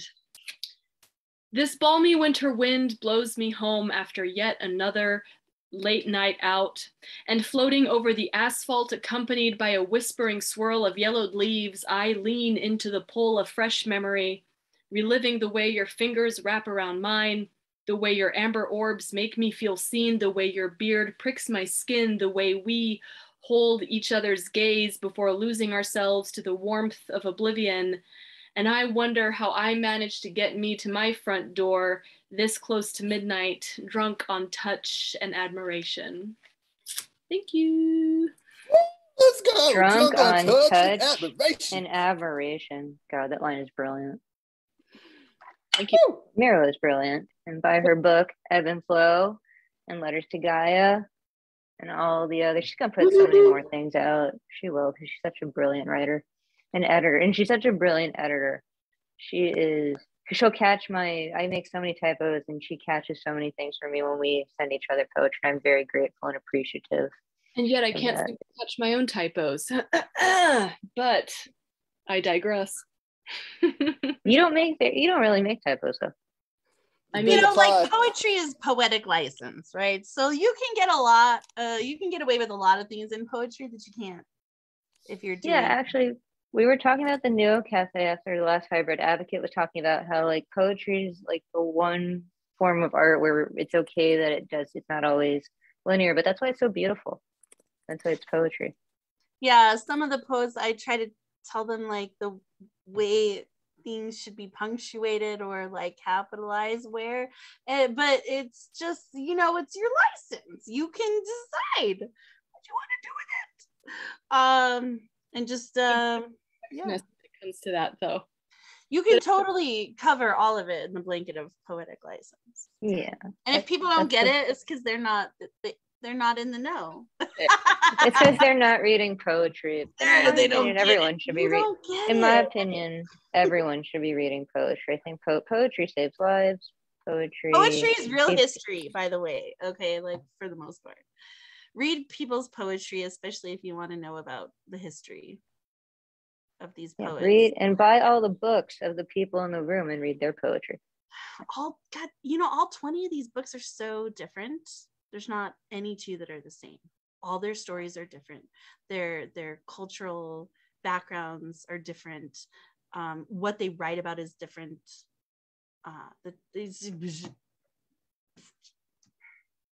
Yeah, they're all amazing, and the anthology is amazing. And there's just going to be more and more awesome poets published. I'm going to start submitting these for awards too, by the way. So. Oh yeah, you told me that. That's awesome. Yeah. I mean, that'd be exciting to have award-winning I'd love erotica to my collection of degrees. So yes. Miro, why don't you should create an award? Like we call this the Miro Award or the Miro Effect. This book has been awarded the Miro Effect. I like that Miro Effect. Yo, that is genius right there. Are you kidding me?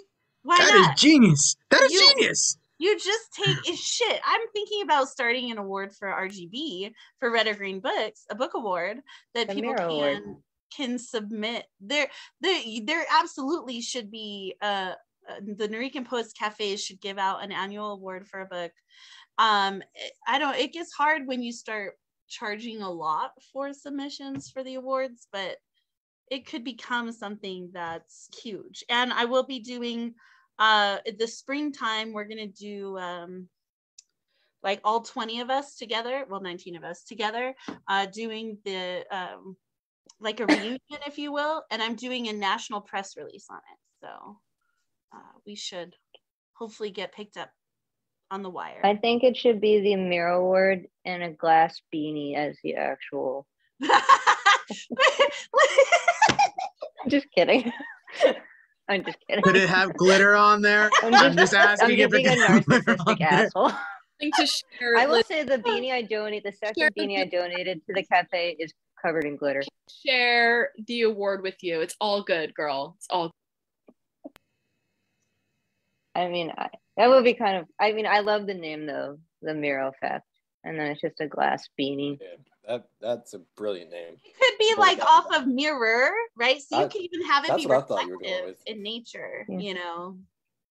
Mhm. Miro, but it would be and it could be like you erased the OR for mirror or the you know, I don't know how you want to do it, but it could be interesting. Yeah, do it, Miro. This is awesome. Just I create mean, we awards should. We around can. you. We Let me can present them. excruciatingly long list of things to do. I'm trying to renew my passport right now and get my eyes checked and my teeth cleaned and, you know, maybe old JavaScript in between. So I'll get right on it. You got it. No effect.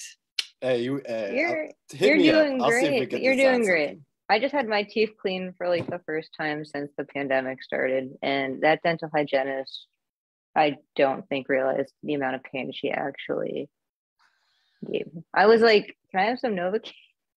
They never do they? Are there any other poets still waiting for part 2? Yeah, there are. We're just Oh, talking we're just because talking. Miro's up I'm next. and sorry. she doesn't I'm sorry, I'm just Ron. enjoying the bullshit a madness. lot. So. The last, if you want to perform in part 2, drop your name in chat. But the last 2 poets I have. Our What? hero. Isn't Ron next? Yes, Ron and then Oh, yeah, Marissa. If anyone else would like to drop their name. But this is also a platform where we just kind of hang out and chill. I love it. I love it. While we're at it, completely off topic, I've been considering if anybody knows any like hair product people that I could partner with, I would love that because I need to start embracing this curly headed nitty muggins thing. Oh, wait, talk to Gigi because Gigi is a professional hairdresser and barber. So she would be able to DM Gigi. I bet you she can hook And you her up. shit, And it's probably her shit vegan is friendly. fire. So yeah, send Gigi, if you're listening, watch out for DM from Christian because he's and me too because I gotta take care of my curls. I will add you, Raw. I got you. All right. So next up, yes, one of the heroes of the community, Ron Mark Thompson, who's been putting up with the banter. You see, this what makes your open mic so unique, you know, this in between. I love that. And by the way, this is your 3rd edition, and this is 3rd time is the charm. This is the first time I'm actually staying all the way to the end because I don't have anything else, you know, so this is lovely. But do remember, in about 22 hours, you do have to hand the baton to Nick P for his open mic, you know, at the Word is Right. If we're doing this in 22 hours, then I've clearly not shown clients listings and I'm going to get in trouble. Multitasking, right? You can. And it would feel like New Year's Eve when you and I handed over the baton to Nick, you know, and then he went on for hours and hours with Marissa and Nick. I don't know how you did that though, you know. I was like lying in bed, you know, and you were going on, and I'm like, wow, you guys were amazing, you know. So good job on both of you, you know. I would have, by the way, been happy to have stayed up past midnight. I had a terrible migraine, so as soon as midnight hit, I just had to bounce. I just felt like shit. But it was still fun. It was still so much fun. Yes. The headache is gone though, right? It's all gone. It's all good now. It's almost finished. Almost. I've never had a migraine before, so for some reason it's taking a minute to rid out of my body, but it's getting there. All right. Well, let's heal you with a little bit more poetry. Unfortunately, I found out literally like an hour ago 2 other people, friends of mine, who got COVID. One of them is in an open mic at another community that I attend to, and one is actually one of us in our community, and it's like this virus is just not taking any breaks, you know, so it sucks, you know. So here's what I wrote, and German is my mother language, so I'm gonna read you the first 2 stanzas in German, and then I'll translate them for you in English. They do sound, I did write it in English first, and it rhymes in English. It doesn't rhyme in German because you cannot translate poetry. So please forgive me. So here it is in German. Einen guten Start ins 2022, einen guten Rutsch ins neue Jahr. Pass auf dich auf, bitte bleib gesund, mein Lieber. Genieße eure Tage mit vielen Gedichten und Gesundheit. All dies wird Ihnen einen großartigen Geist voller Reichtum verleihen. And if you're like, what the hell is he talking about? Here's the English version. Happy new start into 2022. Happy New Year. Take care of yourself. Please stay safe, my dear. Enjoy your days with lots of poetry, smiles, and health. All of that will give you a great mind full of wealth. That's it. Happy New Year, everyone. Thank you, Deadpan. Appreciate you. Aw, love you, Ron. Happy New Year. Always love when you share.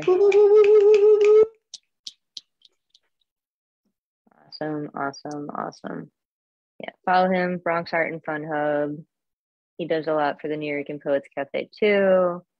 He hosts a workshop on here every other Wednesday. Yeah, Ron's a great guy, so get to know him if you don't. All right. Next up we got Marissa again. If any, and then Raw after her. If anyone wants to read and hasn't, oh, good night, Hill. This is glorious. Thank you, Hill. All right. Now I know I'm reading erotica. Let's go, Marissa. You can do it, Marissa. You can do it. All right, so I was going to read the poem that I wrote for Raul, if that's okay. So I met this. I don't have to. I can do something. I can do a parody poem if you want. I'll do it. You're just making me blush. I always want to hear erotic poetry. All right, so give me something to dream about tonight. Ooh, have a Badgertron. It's done. It's done.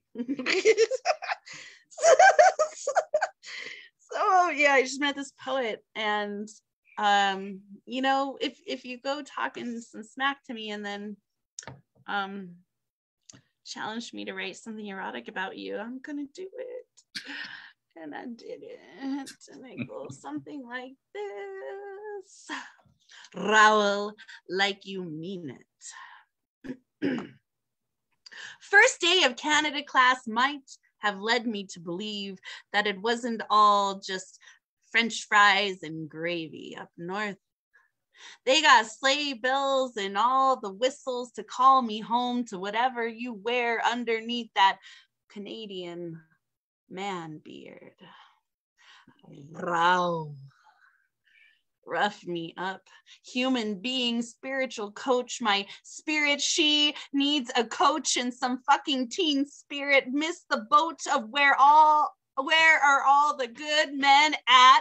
Poet, Ontario, but from Port of Spain, so maybe there's some hope he understands the theta when I theta up on my lips, on your tongue tip, man, settle down. I need a steward from the school of life. Teach me Canadian English, taste of schnozberries and Czech spelled with a Q-U-E like Albuquerque. Yes, it's a real place.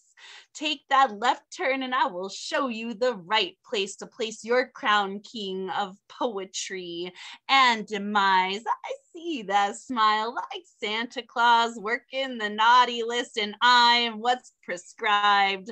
Hope those glasses hold, but blind is truly better. Yet let's set the finish line down the line.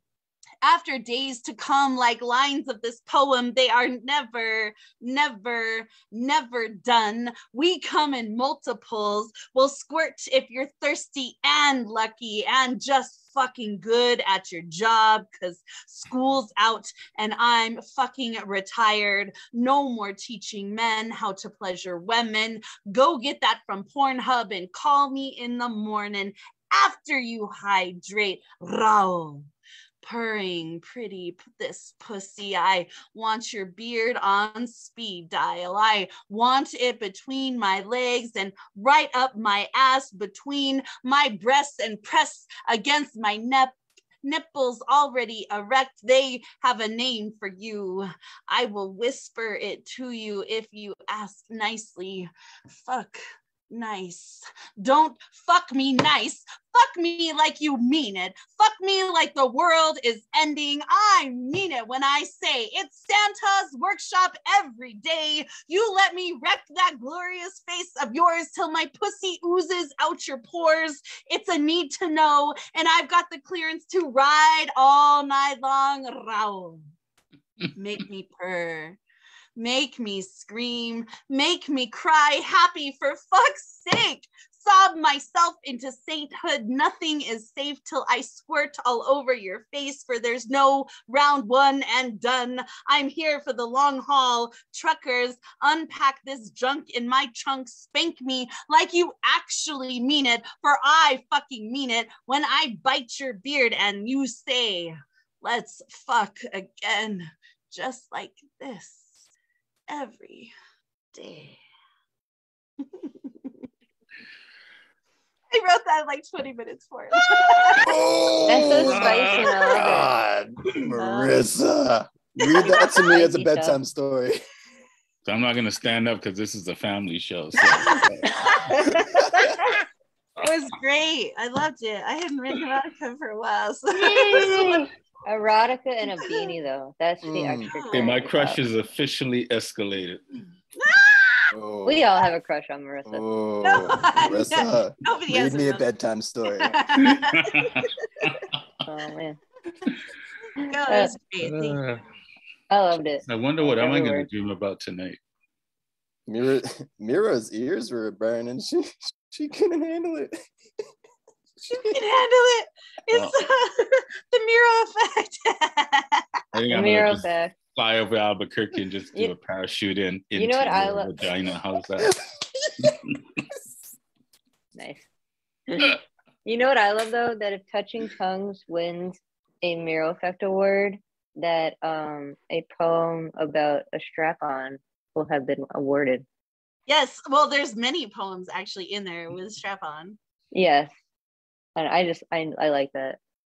So what exactly is the Miro effect? Because I'm Miro and I'm a, but I'm not sure, like, okay. Well done. Everybody. It's a positive thing. It's a positive effect. I'm just gonna crawl inside my turtleneck and die. All good. The Miro Bring out the effect best means in everybody. the Miro effect means that you affect others to write brilliant poetry. I think like once Miro pops her cherry and starts to fuck with her pen, I think she's really going to find herself. Just mark my words. When she starts to fuck with her pen, she will find herself. Ooh. It probably goes. No, I mean, the Miro effect is simply Miro's brilliance. We have an erotic Broadway play to write. Y'all need to get your shit together. What, Miro? There's an ointment for the Miro effect. I will hook you up. It's lube, not ointment. No, don't say ointment. That's medicinal. Say lube. Lube. There's some lube. Or I oil. do have an erotic micro play that we could expand into a Broadway play. All right, I think we've all gone mad on this now. Well, welcome to the after hours. Gone mad. We were already fucking insane. You're right. We're all insane. This is a great way to end a fucking busy day. A good day. Yes. Very good day. Good way to end. It's a good dope Tuesday of fun and good company, of erotic poetry. It's almost as good as sparking up a joint. So this is fucking great, right? I'm a roll on that one. Yeah. I mean, I got some. Oh, I still have a couple edibles, so maybe I'll get into those. But and the after. This is every Tuesday. Every other Tuesday. Christian, we have events every day of the week. Hey, man, Tomorrow's sneak peek. Come on.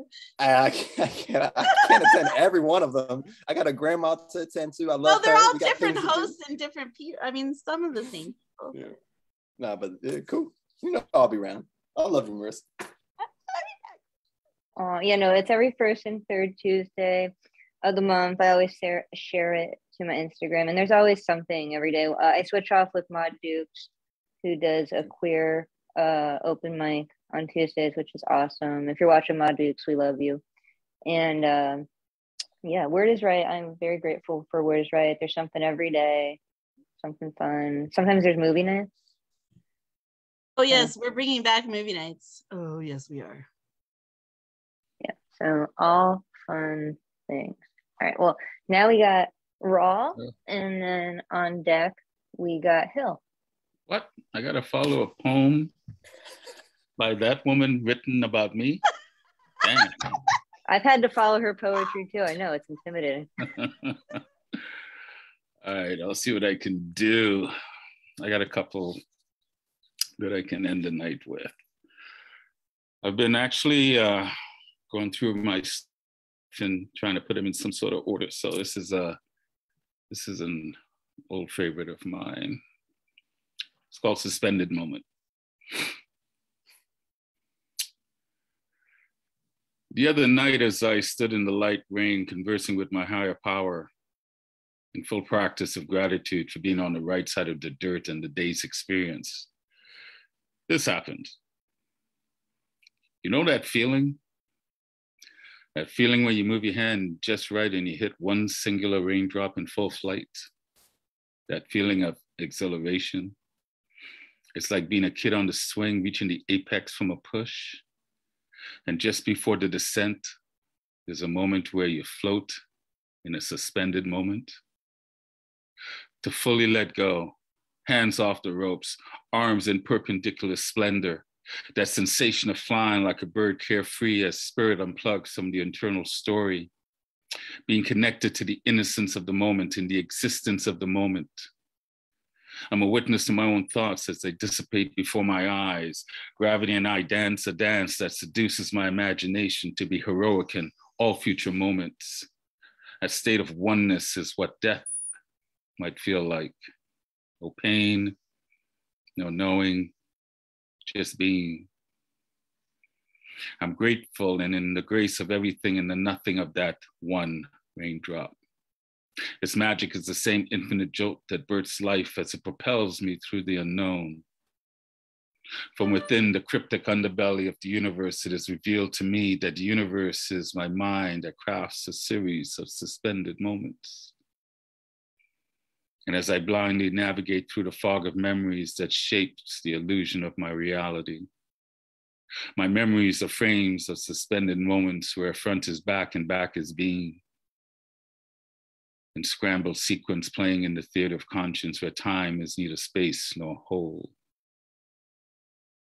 So here I am, snatched back into my moment of gratitude, shaking my head in disbelief, questioning the lucid feelings that shape the reality within my world. Either way, a glimpse was experienced, a glance into the power of the moment. You know, the oneness, stillness, chaotic, playful, noisy, beautiful nature that is life. Connect me to the collective consciousness that wraps me warmly in the blissful ignorance of knowledge. So here I stand in the rain, knowing that feeling cannot be washed away as I free fall on my swing, back to zero, floating in a suspended moment that is everything and nothing. Okay. Give it up for Raw, y'all. Fucking beautiful. Beautiful. No wonder Marissa wrote a fucking piece about you. That's what I'm saying. He's like magical and snack talking. I was like, oh no, I'm gonna go where let's go. Everyone in this space is magical. Yeah, exactly. We all bring our own unique magic, but that was very magical. Thank you, Lizzie. We are all magical beings. We're all unicorns, man. Don't say that. We're all in certain circles. Okay. We can. We can There's a warning label on that. We can be unicorn. I don't give a You don't shit. want to be a unicorn. Well, unless you want to be a unicorn. I'm a unicorn. I think. You know what I'll say? I'll say this. We can all be unicorns. Just no one asked me to They're keep throwing trying to the word find around. Stop throwing the word around. No, but I'll make a real estate joke. We can all be magical unicorns. Just I would like people to stop asking me to find them unicorn apartments and just like, work with a budget better. That's fair as fuck. Or expand their, what'd you say? That's fair as fuck. Or expand their neighborhoods. That's They're an like, actual. That's an actual they're like, thing. I want this, and this in this neighborhood. I'm like, do you have more money? No, then you're not gonna get to live in this neighborhood with this, and this. Shit, that's funny. Sometimes you do find those apartments. They're very rare, but that's why we call them unicorn apartments. Gotcha. All right. Well, that's not. New York City real estate. Yeah. It's fun and sometimes a headache, but all in all, it's not bad. I enjoy it. Anyway, thank you, Raw. I have one more I want to recite before. Oh yeah, absolutely. This is I recite. I don't know if this is the first one I recited when I stepped into this circle, but I feel like reciting it tonight because I don't know, I'm feeling it. So I get a charge when I recite it. So I call it Equinox of Change.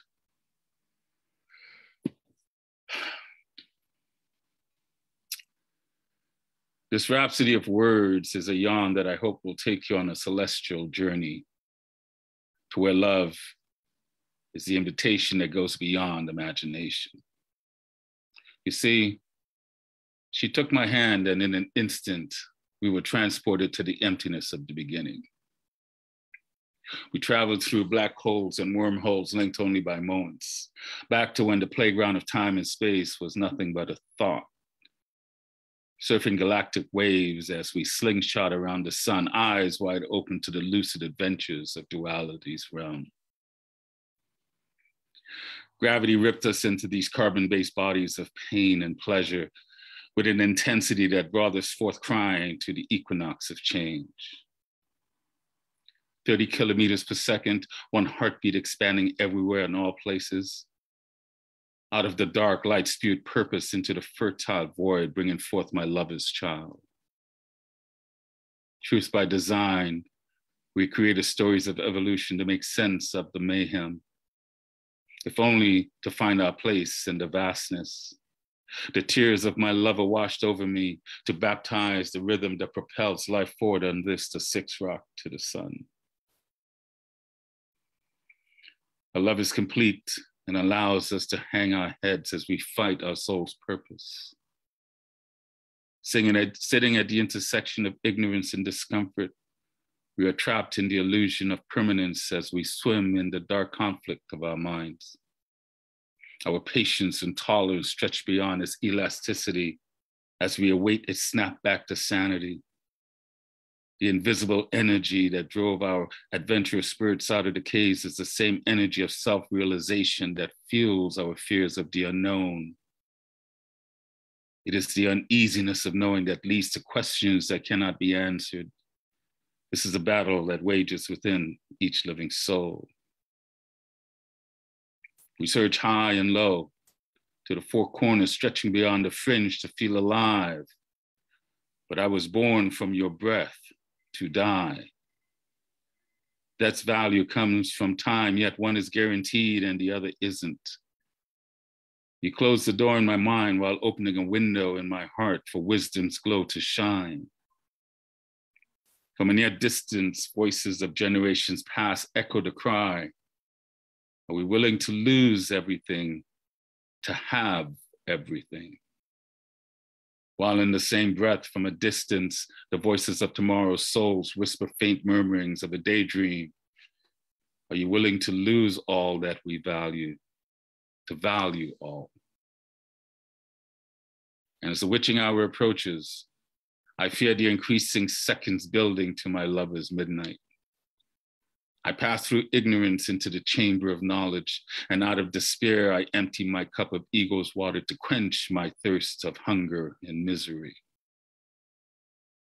Out of the perpetual fires of conscious souls, my temperance rises as the phoenix silhouettes against the full moon's splendor. Shame and guilt challenge my night's work, but a new strength derived from my lover's light. For out of the murky waters of doubt, I walk into the sunrise of my redemption, casting shades of worthiness. I have freed my mind's eye of scarcity's song to sing the chorus. We all breathe the same air, walk the same earth, drink the same water. We all come from woman, and death will visit us all. The lover is my universe, for all creation is truth. Thanks, guys. Woo! Oh man, bravo. Damn. Oh. We all come from woman, and death shall visit us all. Truth, truth, truth. I like it. Are you willing to lose everything to have everything? I love that. Thank you. It's a beautiful poem. Thank you for sharing everything you shared tonight and for being with us. And I hope you return for more. I love hearing your work. So thank you. Thank you for blessing the space. Well, thanks for having me. And if I don't return, it's because I'm lost somewhere in Albuquerque. Yes, damn it. Go to Albuquerque, damn it. Well, oh, I'm unmuted. Sorry. I mean, that's all good, Con. I love hearing Y'all poet should Con. just come get lost in Albuquerque. Let's go. Oh, Con, that's the first time I heard your voice tonight, but I'm there with you. Let's go get lost in Oh my Albuquerque. God, you had not heard Poet Con read? I have not heard. I heard it. No, she read New Year's Eve. That was the last. That's the only time I've ever heard of it. So, I'm telling her she needs to read poem for this man. Let's go. Not just for him, but for everyone. Tell me If Poet Con, I DM'd her. I told her if she wanted to read, she could let me know. So Poet Con, if you'd like to put a poem, let me know. I'd be happy to add you to the list. I know she got a beanie. She sent me If I a never video see you to again, her. Raul, I'm happy that I got to share the space tonight with you, man. Thank you, my brother. And everybody else, obviously. Yeah. I'm hoping we'll share space again. So we will. And I did text Marissa yesterday because it was like 19 degrees yesterday. We're going through a really bitterly cold here in New York that maybe I will just move to New Mexico because it was just unbearably cold yesterday. No fun. It'll be July soon enough. And then finally, winter is here and we can rejoice in the frost. July can go fuck itself. or that. July, hey, that's my birthday, Mom. But you know. No, but I am a snow queen, and that's how I am. Fine, August can go fuck itself, so I can stay for now. August can go fuck itself. I'm okay with that. Not July. Or just not July 4th. The rest of, and is that for July 25th, which is Marissa's birthday, and July 4th, which is my birthday. All of July can go fuck itself, except for those 2 days. So, and August can go fuck itself. I'm not a big fan of August, to be honest. I don't know. It's always been, it's like that month where it's before fall and you just like, yeah, I don't know. But anyway, thank you, Raw. Up next, we have Hill, and then on deck, we have Emily. So I think I'm going to pull out a poem I don't normally read and blame Marissa for it. That's just what we're doing. It's called The Truth Is, I've Forgotten How to Do It. Not it, the thing itself, not the little twist of the hips or that perfect subtle movement of my lip, or fingers trailing against skin, or that slow increase of pressure. I haven't forgotten the what goes where, or how much a body can take, or should, or certainly not how to come. I can do that for myself with just a little clench of the thigh. Lots of people are jealous of that one. But the truth is that I've forgotten how to do it. The part that comes before, the part that makes someone want to come to my bed, to be there, to be fully and entirely there with me, not the woman I'm not, the sum total of the parts of me they want to label feminine. I've forgotten the part where you go up to an actual person in the world and say or do just the right thing. I've forgotten how to make that connection, what it feels like, really, whether this quick pulsing beat of my heart is another of those crushes that happens specifically when I can't have someone, when it's impossible, when it's never, ever going to happen, or if it's a possibility waiting to happen. I've forgotten how to do that part where I make a decision, where I ask a question, where I take a chance on something that might get me to that place of something more than just the orgasm, something more than that overstem buzz, that crook of the fingers and flick of the tongue, something more than bodies moving against each other. Or still, when the moment doesn't quite work out right, but kind of works out right in that other way.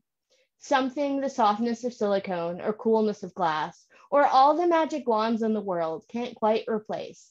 I've forgotten all the parts that come before coming. And so I lie here in my bed and I close my eyes and I practice. Just a little twist of my hips, just a little wiggle of my lip, just that clench of thighs, as if the orgasm itself might reboot my system, as if it might remind me how to bring you here. I have a short poem called Thighs that I'll just real quick here.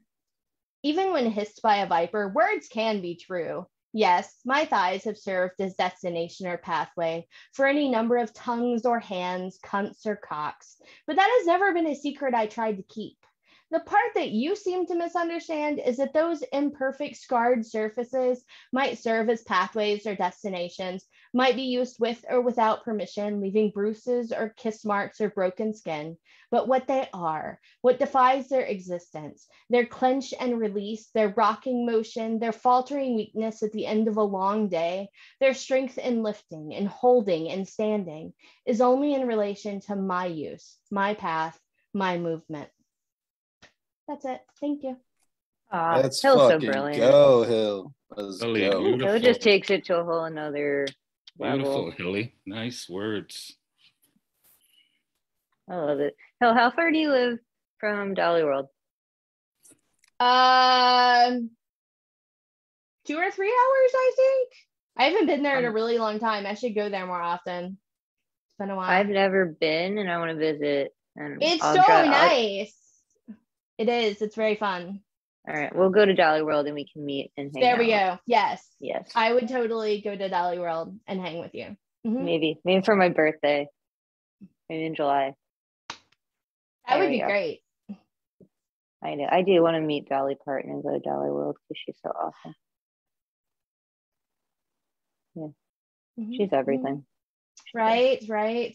Yes. And like also does so many awesome things for people in Tennessee. Like she's done all kinds of cool like charity stuff and everything. And she's just amazing. And I love her. I'm in Tennessee, y'all. I'm in the middle of that's why I said that. You know what? Like Francesca Kirkpatrick is going to be launching, and she's in Nashville. So yes. There'll be two Tennessee poets at least there. That's very cool. That means we got to have some event in Tennessee. Yes. I'll drive down or fly down or whatever. I'm gonna go to Dolly World, meet Francesca and Hill. It's gonna be awesome. And Damo's in Florida, so she's not that far from there. And then we'll go to South Beach and we'll party. Yeah. Sounds good. Not in July, it's so hot. July Miami. Anyway, thank you so much, Hill. Always love hearing your work. All right. Next we got Emily, and then on deck we got PoetCon. Okay, cool. Gonna read some more new shit. This is another one off of Lizzie's prompts, and it's called Challenge Accepted. Just breathe, take the plunge, try not to think too much. Put the pen to the paper, adrenaline rush. Poised between gas and brakes, but I'm riding the clutch. As the scenery races, am I so out of touch? Car is stalling and idle, roads all lead to impasse. I've been here way too often, could draw you a map. Like my Scorp sister Sylvia turned up the gas. And like Alice, no wonder I slipped down the rabbit hole. That's what happens to girls when they fall through the cracks. Don't know what's up ahead, but I'll say challenge accepted. Scream it out to the wind like a sneeze unprotected. Head is bowed in humility, knees genuflected. Start before I feel ready and trust that connections will emerge like the star maps or the moon's pale reflection, or water, a sea change, a course redirected toward uncharted horizons and newfound redemption. Sail beyond the Charybdis and Scyllas we dread, past the isles of the lost where we've buried our dead, ignoring the sirens that sing in our heads. May the pool of desire surpass that which we fled as we travel by inches to our heart's resurrection. Thanks. Let's go, Emily. Wow. Nice job. Nice, Very nice job. Nice. I'm not gonna lie, I don't remember that exact challenge because I challenged you to a lot of prompts. I think But that it was was great. the general challenge of the challenge. You're just like, don't think, just write shit. I told Emily to try to hit like 100 poems and just sneeze them out, and I think she can. So I have every faith she will. Yay. She will. We're working on getting the Pankus help sneeze out. Yeah. You got till July. You'll be fine. Woot. It's 6 months from now. You're fine. Anyway, great. I loved the poem. Great job. There'll be many more challenge poems in the future. Follow her at a postmodern.psyche. All right. Next up, we got the one and only Poetcon in her beanie. Check it out. Check it out. Get all that Beanie magic right there. Okay. Hey, y'all. And that is my baby.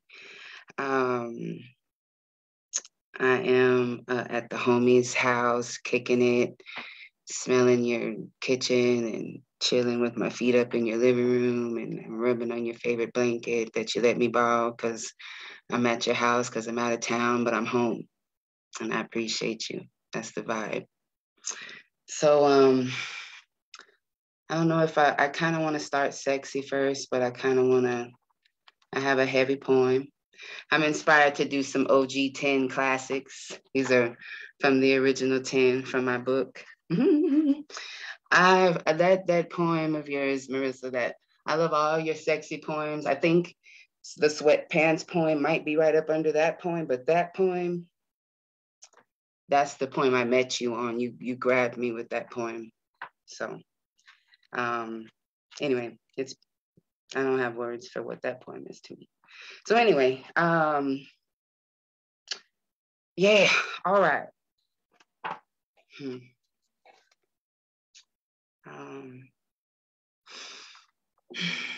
Nights like this, I wish snowflakes would fall.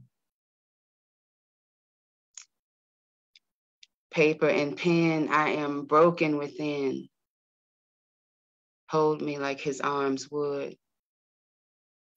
Kiss me like I wish he could. Smack and talk that shit. Call me good girl because you know I like it. Pound it like only you can. Tonight, I am missing my man and I will miss him forever. 2 forevers to be exact. I bet the clever bitch is proud of the fact that she took that Black man's life. She drew her sword, peered her knife. She gave that Black man life twice. Life, life, life, life, life twice. My life twice. Might as well hail my forehead with the slice of the knife. Might as well roll the dice and land on 2s twice. She gave my baby life twice. She is a clever bitch. Skin chocolate just like his, brown eyes bolting behind bifocals. He broke his glasses, now resembling Urkel. Oh, poetry.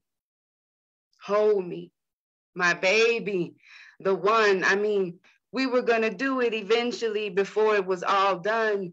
Who knew we would run out of fun? Who knew we would reach our prime and didn't even know it now? All you have is time. All I have are bitter encounters with niggas who leave money on the counter, niggas who tell me what I am good enough for and what they can't afford. What a day. What a night. Oh, poetry, hold me. Tell me I'll be all right. Tell me one day I will have him in my arms again. He is my best fucking friend. My best fucking friend got life twice. Life, life, life, life, life twice. Life twice. Lord have mercy. There is none. It is not fair, a fatherless pair. It is not right, a husbandless wife. What do we do? Wait forever, wait for never. My pussy is burning. Heart yearning for arms that give a fuck, a man that I want to make love to because I am in love with. I mean, is that too much to ask? Yes, because nobody is you. You. The reason I do not do long distance relationships anymore. Why? I long for that perfect fit. Why? I miss you finding my split, finding your way around it, bending me over, finding your way around it. You were nasty, sweaty, dready, chocolate, passionate, telling me, don't fuck me, make love to me.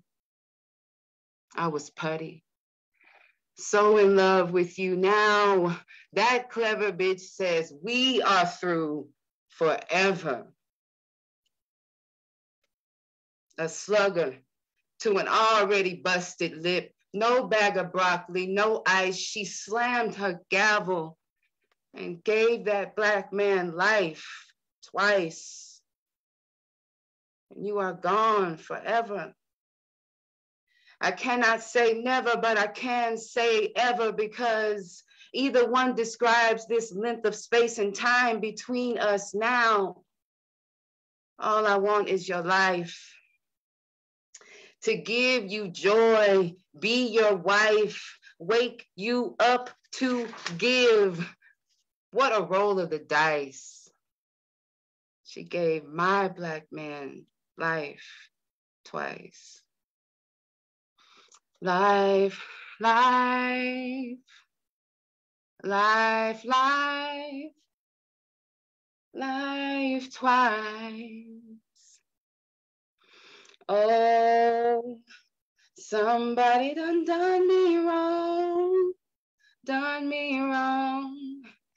Eyes to the ceiling all night long. Oh, poetry. Poetry, poetry, poetry. I need you tonight. I cannot breathe. All I see are gems around me that are not you. Move on. Stay strong, but my heart misses you forever. Oh man, poet. I just cut me Oh, right what a wow. Damn. Shit. Bless her by buying her book, please. She has two. Yeah. Yes, buy her books. Are you Thank gonna you share for- one more? Thank you I for would like deciding to, to come yes, through. I want to leave us on a light. Oh, I think you muted yourself by accident. I think you muted yourself by accident. So yes, I'd like to leave us on a lighter note, but that's one Yes, of the absolutely. one of the original 10 classics right there. And I'm so grateful for that, for the opportunity. I just want to take a moment to say how it saved me this time last year when I was processing all of that And I had a million poems on this one topic, and it just so happened to be the time to share the story. And it kept me going. It kept me alive during February of last year. It was hell processing that.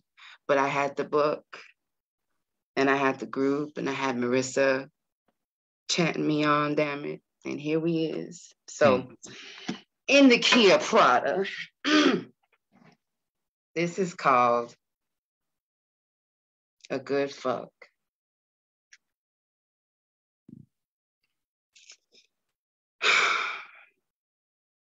The man I love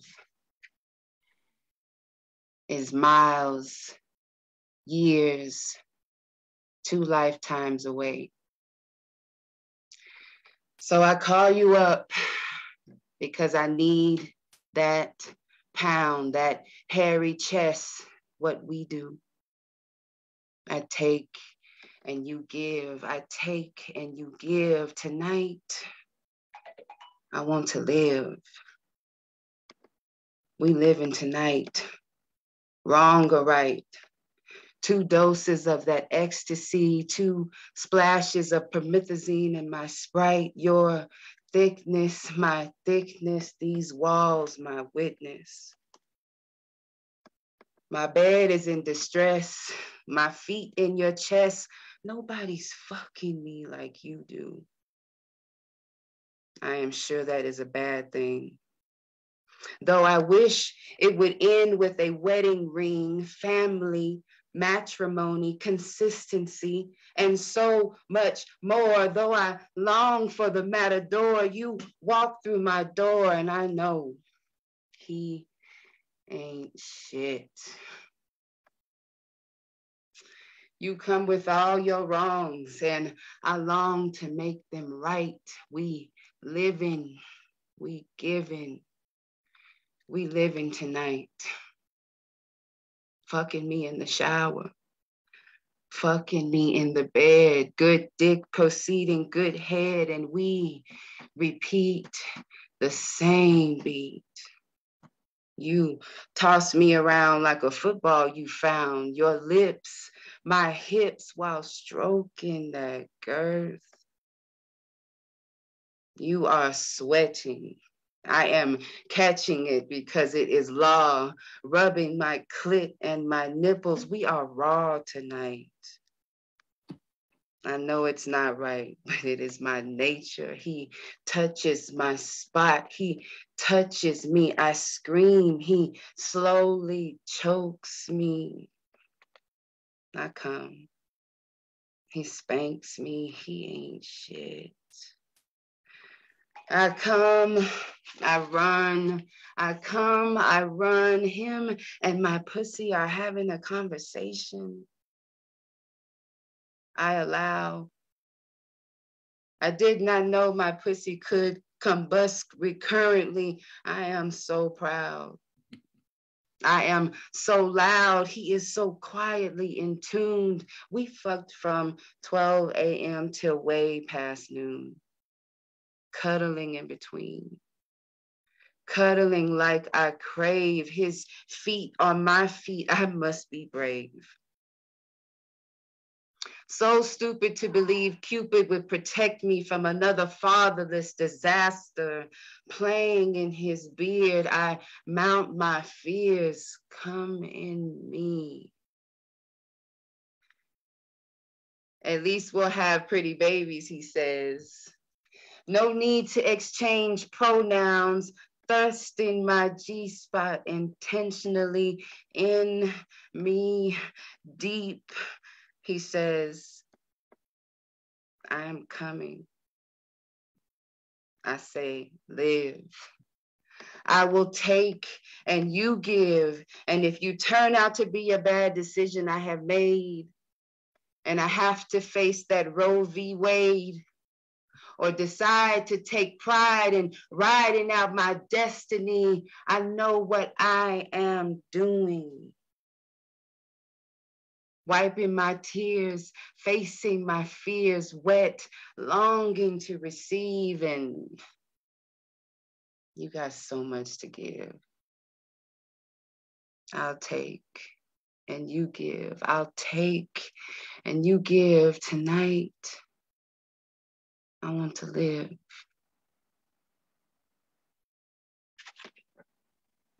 Let's go, poet. Jesus, fuck, Book right. cut, Russ, fire! All right, yo. Where do I get this book? Where do I get this Thank book? y'all. Yes. Yeah, Dang. man. Red or green book. Get, Red or green book. yes. I will drop my link to my you can get a book autographed from me personally. Just I'll DM you on how you can get in. Just drop it in the chat, Connie. Just drop it in the chat, right? I'm drop not it in Chat, do whatever you gotta Drop do. all your socials and stuff too, so people can follow you. I'm dumbfounded with the talent tonight. You gotta come around, my friend. He's I mean, I try to around. bring people to New York. Not everyone goes to New York. Hey, I got my hands in a lot of cookie jars right now. Yes. Use your hands in one jar. You would make a great host at Word is Right too, by the way, I'm just saying. All right, well, we can talk about it. He would. We got those fifth weeks. Yeah, I see it. Anyway, I love PoetCon. She is a genius. When I found out PoetCon knew my name last year, I couldn't believe it. Because I'm so in awe of her, and she's so inspiring, and her poetry and her art is just absolutely. I love you too. I can't wait till I finally get to meet you. No, I'm so in awe of her. I mean, I'm so in awe of everyone in the community, but like I found out PoetCon knew my name, and I was like, the Meryl Streep of poetry knows my name. I couldn't believe it. So that's how I think of her, as like the Meryl Streep of poetry. Buy her books, attend her mics, Moist Mondays with Marissa. They're so fun, and yeah, she's just a brilliant, wonderful human being. So give her all the support and love. All right.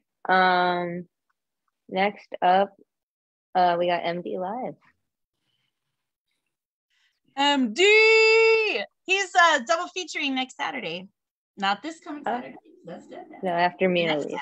He's gonna be featuring with Daryl Fun too. So this is gonna be awesome. Oh, awesome. Also, if anyone joined us just now and you would like to perform, please send me a DM and I'll add you to the list. Yo, what's good, everybody? There he is. I hear you, MD. Yeah, So happy you're here, MD Live. What are you gonna spit for us tonight? Sitting in the car writing since I haven't wrote anything in a while. So I thought I'd write a new piece. This piece is called My Middle School Bully. On a cold night, I saw a man wading in the waters of the lake. Out of caution, I turned my car around. The closer I got, the more my vision of this man became clear. I knew his face, but I couldn't remember from where. I parked my car and approached, asking if he was okay along the way. From the tone in his voice, I could hear his pain. I could tell he had suffered in his path of becoming. His words were suspended in the cold night air as his tears crashed into the waters below. I joined him in his darkest moments. Now we both wade in the water, watching the moon's reflection dance across the calm waves. Then I remembered where I knew this man from. He was my middle school bully. And at that moment, my past didn't matter. He needed me, and I wanted him to live. As he began to lower his body into the water, he told me of losing his wife and his unborn child to a stray bullet. He told me of losing his brother on a night just like this. I asked him to share more of his story because I was willing to listen if it meant he would live a while longer. Yes, on a cold night, I saw a man wading in the waters of the lake, and out of caution, I turned my car around. In peace. Oh, that's awesome, MD Live. MD. Wow. Yeah. If you're not following this man, give him a follow. He is a brilliant artist, and he's also part of the Word is Right team. Yes, we have a Thursday show saved for him, and he's on my list to publish this year, the book with him and his son. So it's very exciting. Yes, and MD Live, let the people online know where they can follow you if they are not already following you. Right now I'm just on Facebook, but I'm hoping to jump on Instagram. My son's supposed to be setting it up for me. Oh, okay. Well, we welcome you to the Instagram universe, and give him a follow on Facebook. He's a brilliant artist, absolutely brilliant artist. Thank you for sharing. If I I'm sorry? may share another piece. Absolutely, go for it. All right. I normally don't write stuff like this, but this is when George Floyd passed. Let's say, when I closed my eyes today, I saw a rainbow in the sky. I was saddened when I opened them up and saw my brother slain in the street. I saw officers looking the other way as he laid there trying to speak. His last words were, "I can't breathe." Then he passed away. They tried to vilify his name and say he was a bad guy. Truth be told, he died because of the color of his skin. It didn't matter what he had in his system. He would have died anyway because his skin made him a victim. He was born a black king and he died a black king, no matter what you bitches say. It saddens me to know he won't be the last one. Each day a black man walks out of his house, he doesn't know, he doesn't know if that will be the last day he make it back home. We were born with points on our backs, and our killers, the crooked cops, are scored as they take us out. 5 points for each bullet, 10 for each hit with your fist, 100 points if they can use their hands, and 1,000 if we die and they get acquitted. They only lose if they get convicted. But with all the killings of blacks, these bad cops, even if it's fair and win, because the system says they can. There's one last step to earning points. They get a lifetime of honor if they can kill us in the presence of fellow cops. COVID-19 is called a pandemic because it caused over 100,000 deaths. The cops are called heroes, and their death toll spans in the millions. So what do we call that? From the first sheriff appointed, his duty was to arrest and kill the blacks. That was in 1772. Now it's 2020, and we hear, "Don't film us killing blacks." It makes the police look bad. What are we supposed to do? Stand back and be silent as you pull your pistols and place your knees on our necks? We've sat back too long. Now you are about to see how strong Black voice is. We will no longer stand by and watch another brother get killed. We stand as one unit. We voice as one soul. We will not be divided.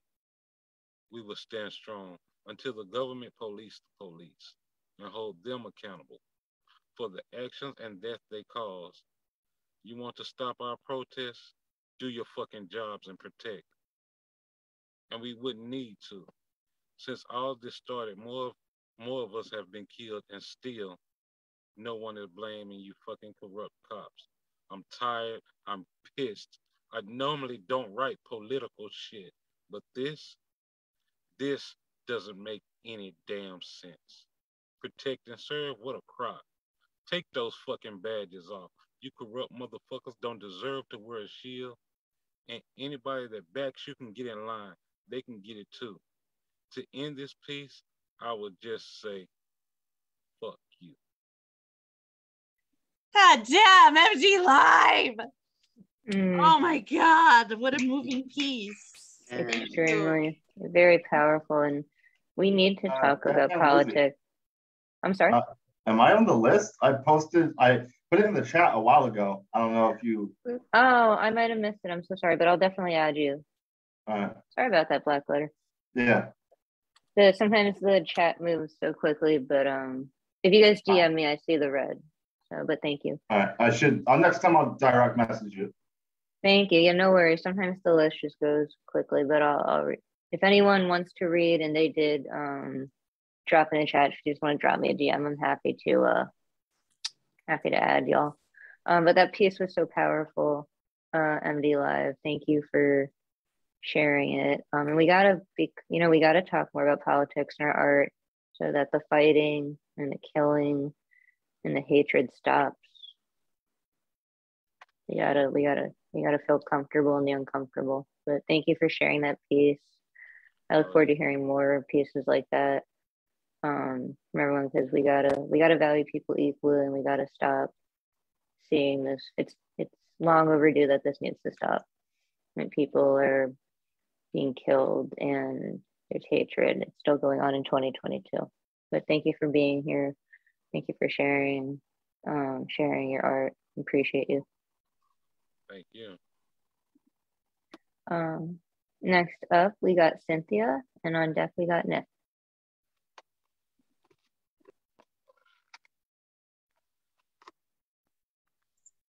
Thank you. And just my heat just started, so let me shut my door because it's loud. Just for the record, Cynthia, we can't hear it. Just so you know. Okay, well, I can. Thank you. Just so you know, like, because sometimes I wonder if people can hear like my dryer and stuff. Like, yeah.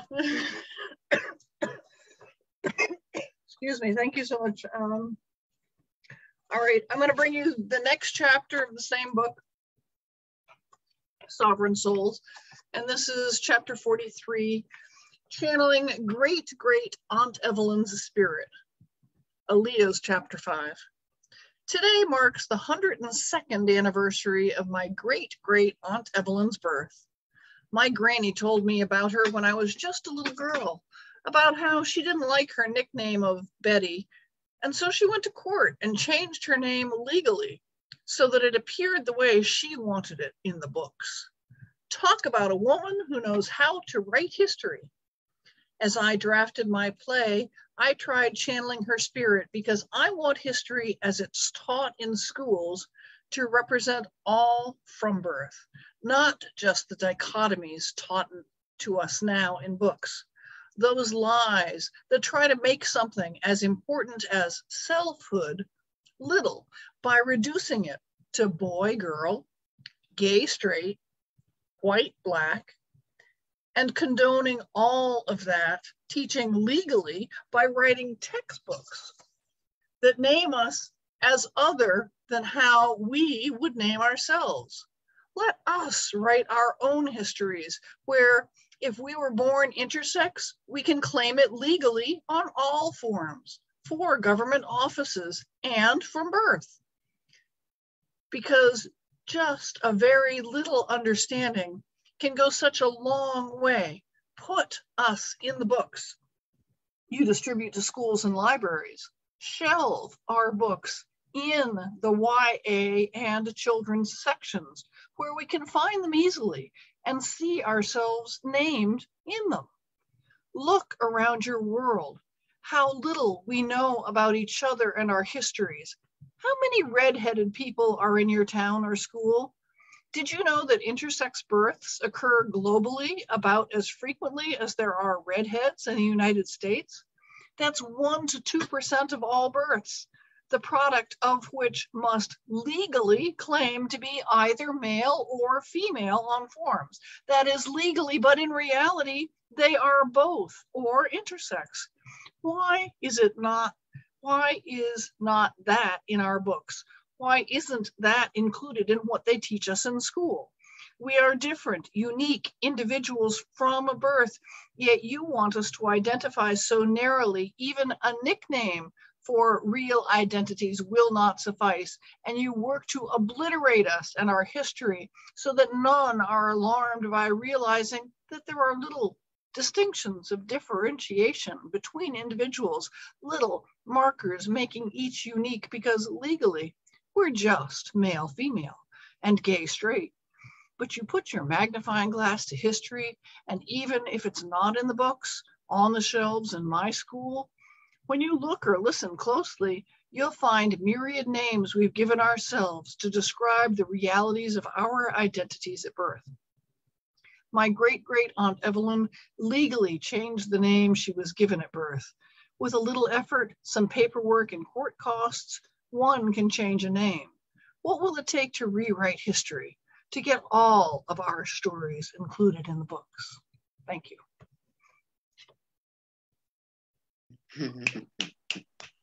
Give it up for Cynthia, y'all. Woo. Speaking the truth. What just an awesome, great poem. Awesome. Thank you so much for sharing. And anyone else that just entered the room, welcome. If you would like to perform tonight, send me a DM, please, because I'll see it with the red letters, and I'll add you to the list. Next up, we got, where's my list? Next up, we got Nick, and on deck, Black Glitter. I muted myself. That is not how I wanted to do it. Black Glitter, if you wanted to go right in front of me and everything, since I know you've been waiting for a little bit, I'll let you go ahead and go in front of me and everything. If you're ready to go, that is. If you guys want to switch, that's fine. Yeah, No that's what I'm saying, because Black Glitter's been waiting a little bit. Black Glitter, that's okay with you? Yeah, I can go. Yeah, All right, sorry cool. I missed it in the group chat, but if you guys ever send me a DM, I always see it because of the red. So, but yeah, so we'll do Black Glitter, and then we'll go to Nick, and then Terry. All right. I have 6 haikus. First haiku. Artificial light cast real shadow, real comfort. We are all shadows. Second haiku. Can you trick a child? Can you deceive an adult?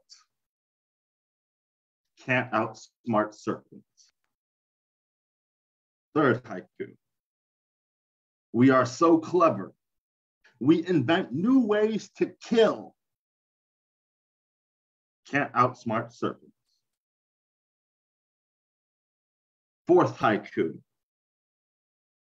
Just superstition.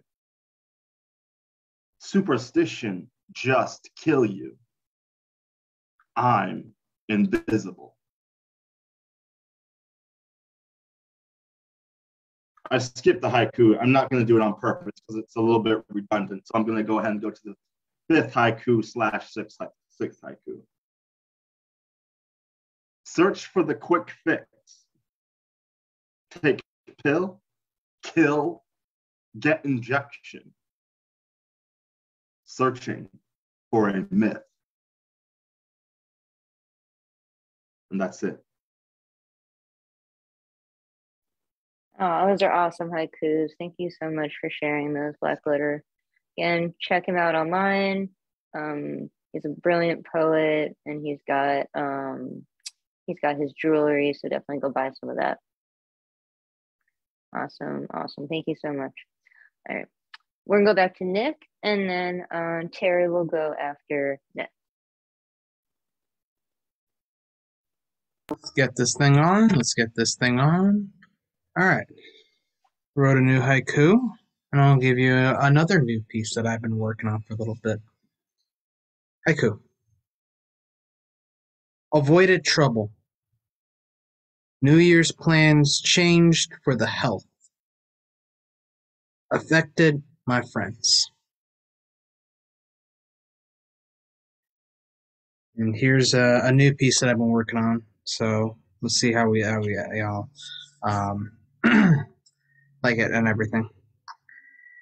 Men, let your tears out. Take off your armor. No need to clamor or simmer in your anger. No need to be a provider or a rough rider. You can be vulnerable, or you can be any variable. A revelation of this gospel is to be free. Be free, men. Wash the toxicity from your hands. It's Mortal Kombat out there. No need to Shang Tsung your own soul. No need to feel a Sub-Zero cold. No need to spit scorpion flames. No need to spawn Raiden lightning. No need to wear your armor. Lay your weapons down. Tap into your divine sides, all the spectrums. Breathe. Easy now. Grieve if you must. Tell me everything. A tombstone doesn't tell the full story. I want to be on your level. Let your hair down. Lay your skin down. Let your soul lift up. Men, drink some water and relax. Toxic masculinity can't hurt you. Now tell me, what's on your mind? Oh, damn, Nick. Yes, let's go. Yes, Nick. That was so awesome. He went in. Oh, that was so precious. Men, be free. No, be free, men. Exactly. Yeah. Yes. Because it affects toxic masculinity affects men too, and it's like needed to remind our men, and men identifying individuals, let it all get down and relax. We're here with you. We're here with you. It's important to be sensitive. It's important to not fear that, and your message is extremely important. So thank you for sharing that, Nick.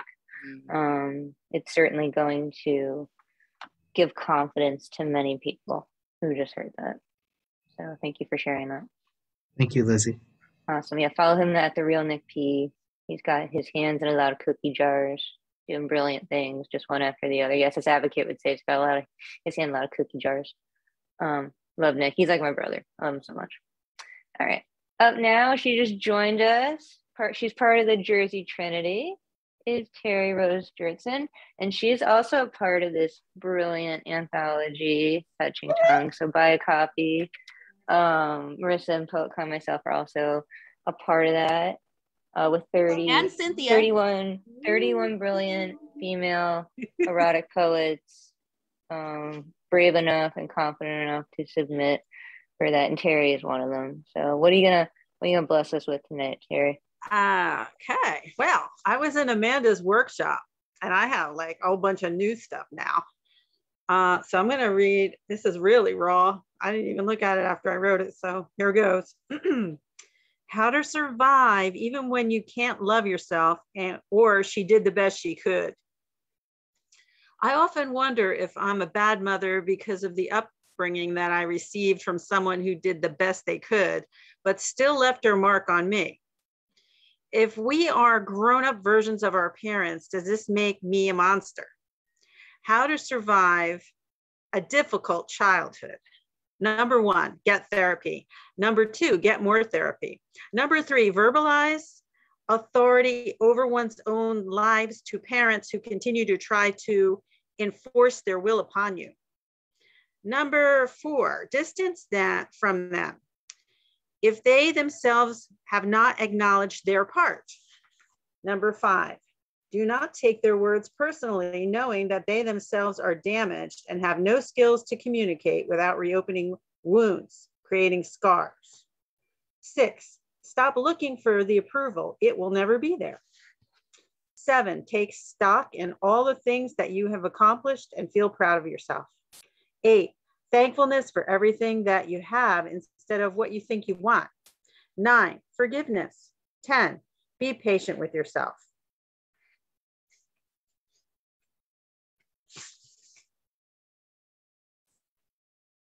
And then I have one more that I called Making Senseless.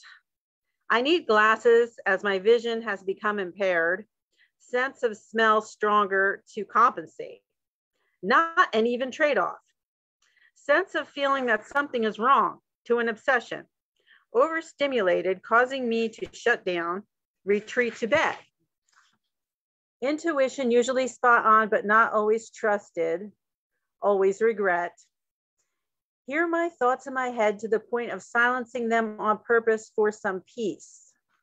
Wanting to pursue happiness, not sure what that is or what makes me content. Sustainability. Will I ever be satisfied? Striving to be better in this life.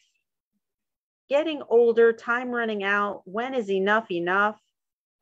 Servitude, mission project, missionary, liposuction, Botox injections, diet, CrossFit training, yoga, massage, art therapy, therapeutic poetry, counseling, prayer, satisfaction, dissatisfaction, anger, frustration, exhaustion, letting it all go. It sounds like you got some great work out of that workshop. That's awesome. I Oh my God, I love it, and Terry Rose. and pictures. That's an awesome drawing. I can barely do a It's a stick great figure. drawing. I'm That very is a impressed. really great drawing. Good job, One of my Terry. skills is not drawing. I will Yeah, tell I you can that much. barely- I cannot draw. I a cannot stick draw. figure. Nick, we're going to do a Stick grid. figures. We're going to Yeah, do Nick a and I grid can. drawing workshop with Guerrilla Poets. Everyone can draw. We'll teach you how. It's fine. That sounds fun. Yeah, Gorilla Poets, if you don't know them, check them out. They're an awesome organization. Shane does some good stuff, definitely. Shane does most of the cover art for Red or Green Books. She's a beautiful artist. So definitely Shane Manor. So check her out. Check out Gorilla Poets. And it sounds like you did some great work with Amanda's workshop tonight. So I'm happy you were able to share it here, Terry. Thank you so much. Where can the folks find you online? iFunnies Mom, that's IFUNNIEZ Mom on Instagram, and Terry Rose Jertson on Facebook. Yes. Awesome. Love Terry so much. And by the anthology, she is in it, and she is amazing. Awesome. I did order another 100 books, so if you guys need other orders, let me know. Valentine's is around the corner. We should do a Valentine's thing. Ooh, that'd be fun. Yes, absolutely. Awesome. Well, thank you, Terry. All right, up next, always love seeing you. Up next, we got our new friend, Rob. Woohoo! I got to meet Rob. I got to meet Rob last night at the B-Launch open mic. Yeah, you all are great. Can you hear me well? Okay. I've never done open mic over the Zoom. I'm from Chicago, and this has been great being here.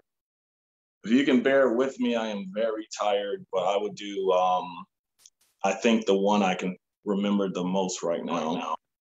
So this is a piece I wrote at a time in my life where I was organizing and just breaking down like my own bias and thoughts in society and shit like that. So, and just wanted to make sure like I directly share shit with my brothers and such. So this joint is called Do We Love Women? So channel this energy. So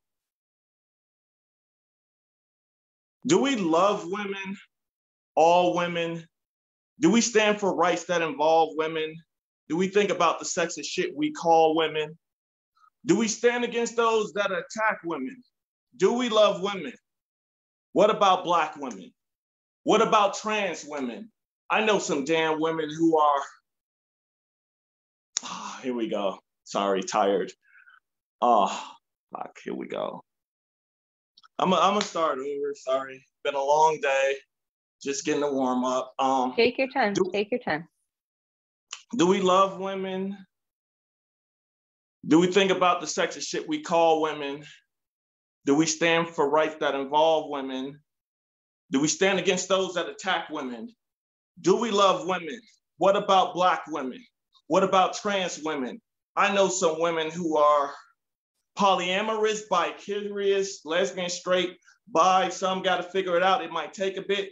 Some scientists, some therapists, some atheists, some when it comes to life, they don't know quite what to make of it. Some spiritual queens. I knew a woman who was selling her body, but that did not make her a material thing. And, oh shit, I'm sorry, you guys. I'm having a very off day. Yeah, it's all good, man. Just take your time and we're here for you. Today. It's sounding great so far. Sounds good. Keep going. I know it sounds good. It's just a standard, and I am just so tired. But It sounds good. It's late. It's like midnight here, so we got that. That's awesome. I'm gonna switch up a different one. I can do that at a different time. I'm gonna do this. This is I'm gonna just do a different piece. Sorry, it's been a long day. So this is just something to express it with myself. So what does Rob be on? Mine gone in a different time zone. Let's get it clear. My soul doesn't feel welcome here. Therefore, I'm always trying to find home. And telling haters they can get their asses gone. I master songs and the lyrics and the verses that I write. Every word spoken with my third eye open. So even if you had glasses on, you still wouldn't have the foresight. What does Rob be on? Saying how solidarity is very necessary when it comes to this life. No matter how tough the storm gets, no matter how sharp the thorns is, showing love to all my brothers and sisters and non-gender conformists. Unity between me and you, to take the time to say that I love you, and how there's no limitation of exploitation under a capitalist structure. What does Rob be on? Saying that he has a proposition to stop the opposition, those who have goals to impose, stop and frisking, from profit risen, from people being locked in prison, to constantly listen to a system that is condescending, to have fight for our rights is a constant mission. Otherwise, to say those are marginalized have the same opportunities is conflicting, because when you're not born with resources, like you're trying to go down a road of success with no map, no GPS, and a compass missing, but they just treat us like that chick that's running from the monster in a horror flick and say that we're constantly tripping. What does Rob be on? Saying some problems in life are just hard to correct. So when it comes to racism and folks always saying we're pulling that black card, but who the fuck put that card up in the deck? What does Rob be on? Trying to figure out my rap name. You can go ahead and laugh at him. Maybe we could use Rob as some form of an acronym. ROB, Revolution Over the Bourgeoisie. I forget it. ROB, Radicals Overthrowing Bigots. Or maybe if it's for when we go into a much harder living. Rob, ROB, Radicals Overthrowing Barbarism. What does Rob be on? I grew up in the projects who want to hear the most hood of shit. If it's not safe for your kids to play outside, then your hood ain't shit.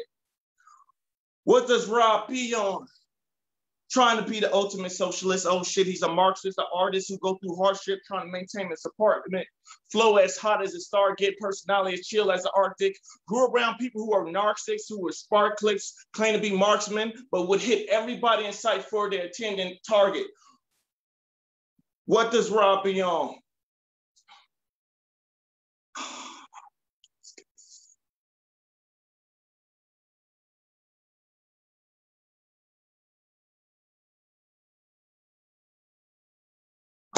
I'm gonna apologize. I just don't have it today, but you know, no, you did great. You yeah, got to give us Awesome, Rob. Thank you. for a different day. I am just super One excited. of I'm us. so dude, glad. it's been a One of us. Thank you.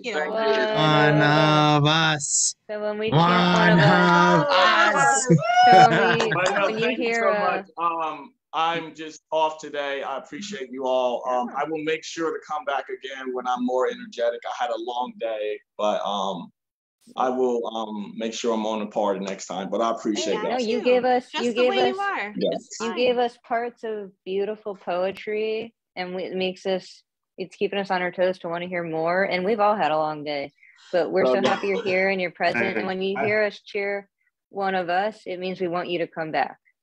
So You're done fucked up now. Now you got to come to the Word is Right a lot more.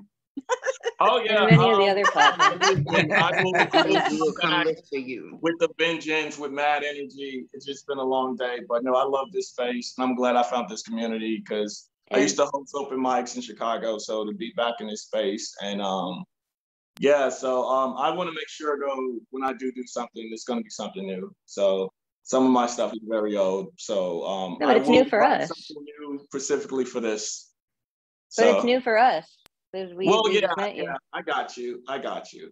So, but we would love to hear new shit. We want to hear your experience work, but it's every first and third Tuesday, and there's more platforms available. And I have to say, I'm very impressed. I can't memorize my poetry, so I'm very impressed when anyone memorizes their poetry. So kudos to you for spitting 2 poems that you had memorized. Yes, thank you. I appreciate it. But yeah, I'll make sure to tune in next week. It'll be a much different experience. I got you. And Rob, we have shows almost every night of the week. So like Nick P is hosting tomorrow night. Tomorrow night there's an open mic. Thursday there's I don't think there's anything yet. Thursday night Rainbow Table Talk is gonna start next in 2 Thursdays. And then we have of course, we have the double feature open mic Saturdays. And we have a really sick freestyle show the last Friday of the month. And we're launching Shoraka Shaman's Music Forward open mic Sunday afternoon. Yeah, every day of the week, we try to have something. So just keep coming. Nick hasn't had an open mic for minutes. I'm so excited for Nick's poetry time tomorrow night. It's gonna be lit. I can't wait for that. It's been a minute. It has. You know, that extra week messed me up a little bit. I'm like, the holidays also messed me up too, but it happens. Well, that's why I figured the 5th day, offering that to people who might want it if they do, to do something cool. And even hosts could like double up and do a fun show. Like it could be anything on the 5th. Maybe we'll do a Twisted Twins night or something. I have something. I already have something in mind, but I'll talk to you about that, Marissa. About that. Maybe not on Wednesday, but maybe like on one of those 5th days and everything. We'll talk. About that. But Rom, thank you so much for being with us and for sharing those pieces. Where can everyone find you online? Well, I actually record my stuff. Is it possible I could send a link in the chat? Yeah, absolutely. All right. So most of my poems are recorded when I did it at its performance. So if folks want to check it out, I believe I'm going by name. I'm gonna change, but Rapping Rob on YouTube, just like an old nickname from back in the day. But I'm gonna put the link in the chat, and I'll just send that to you, and y'all can get the opportunity to check out some of those pieces, because it's just been a very long day. But I was very impressed with yesterday's show, and I haven't written nothing new in over a year.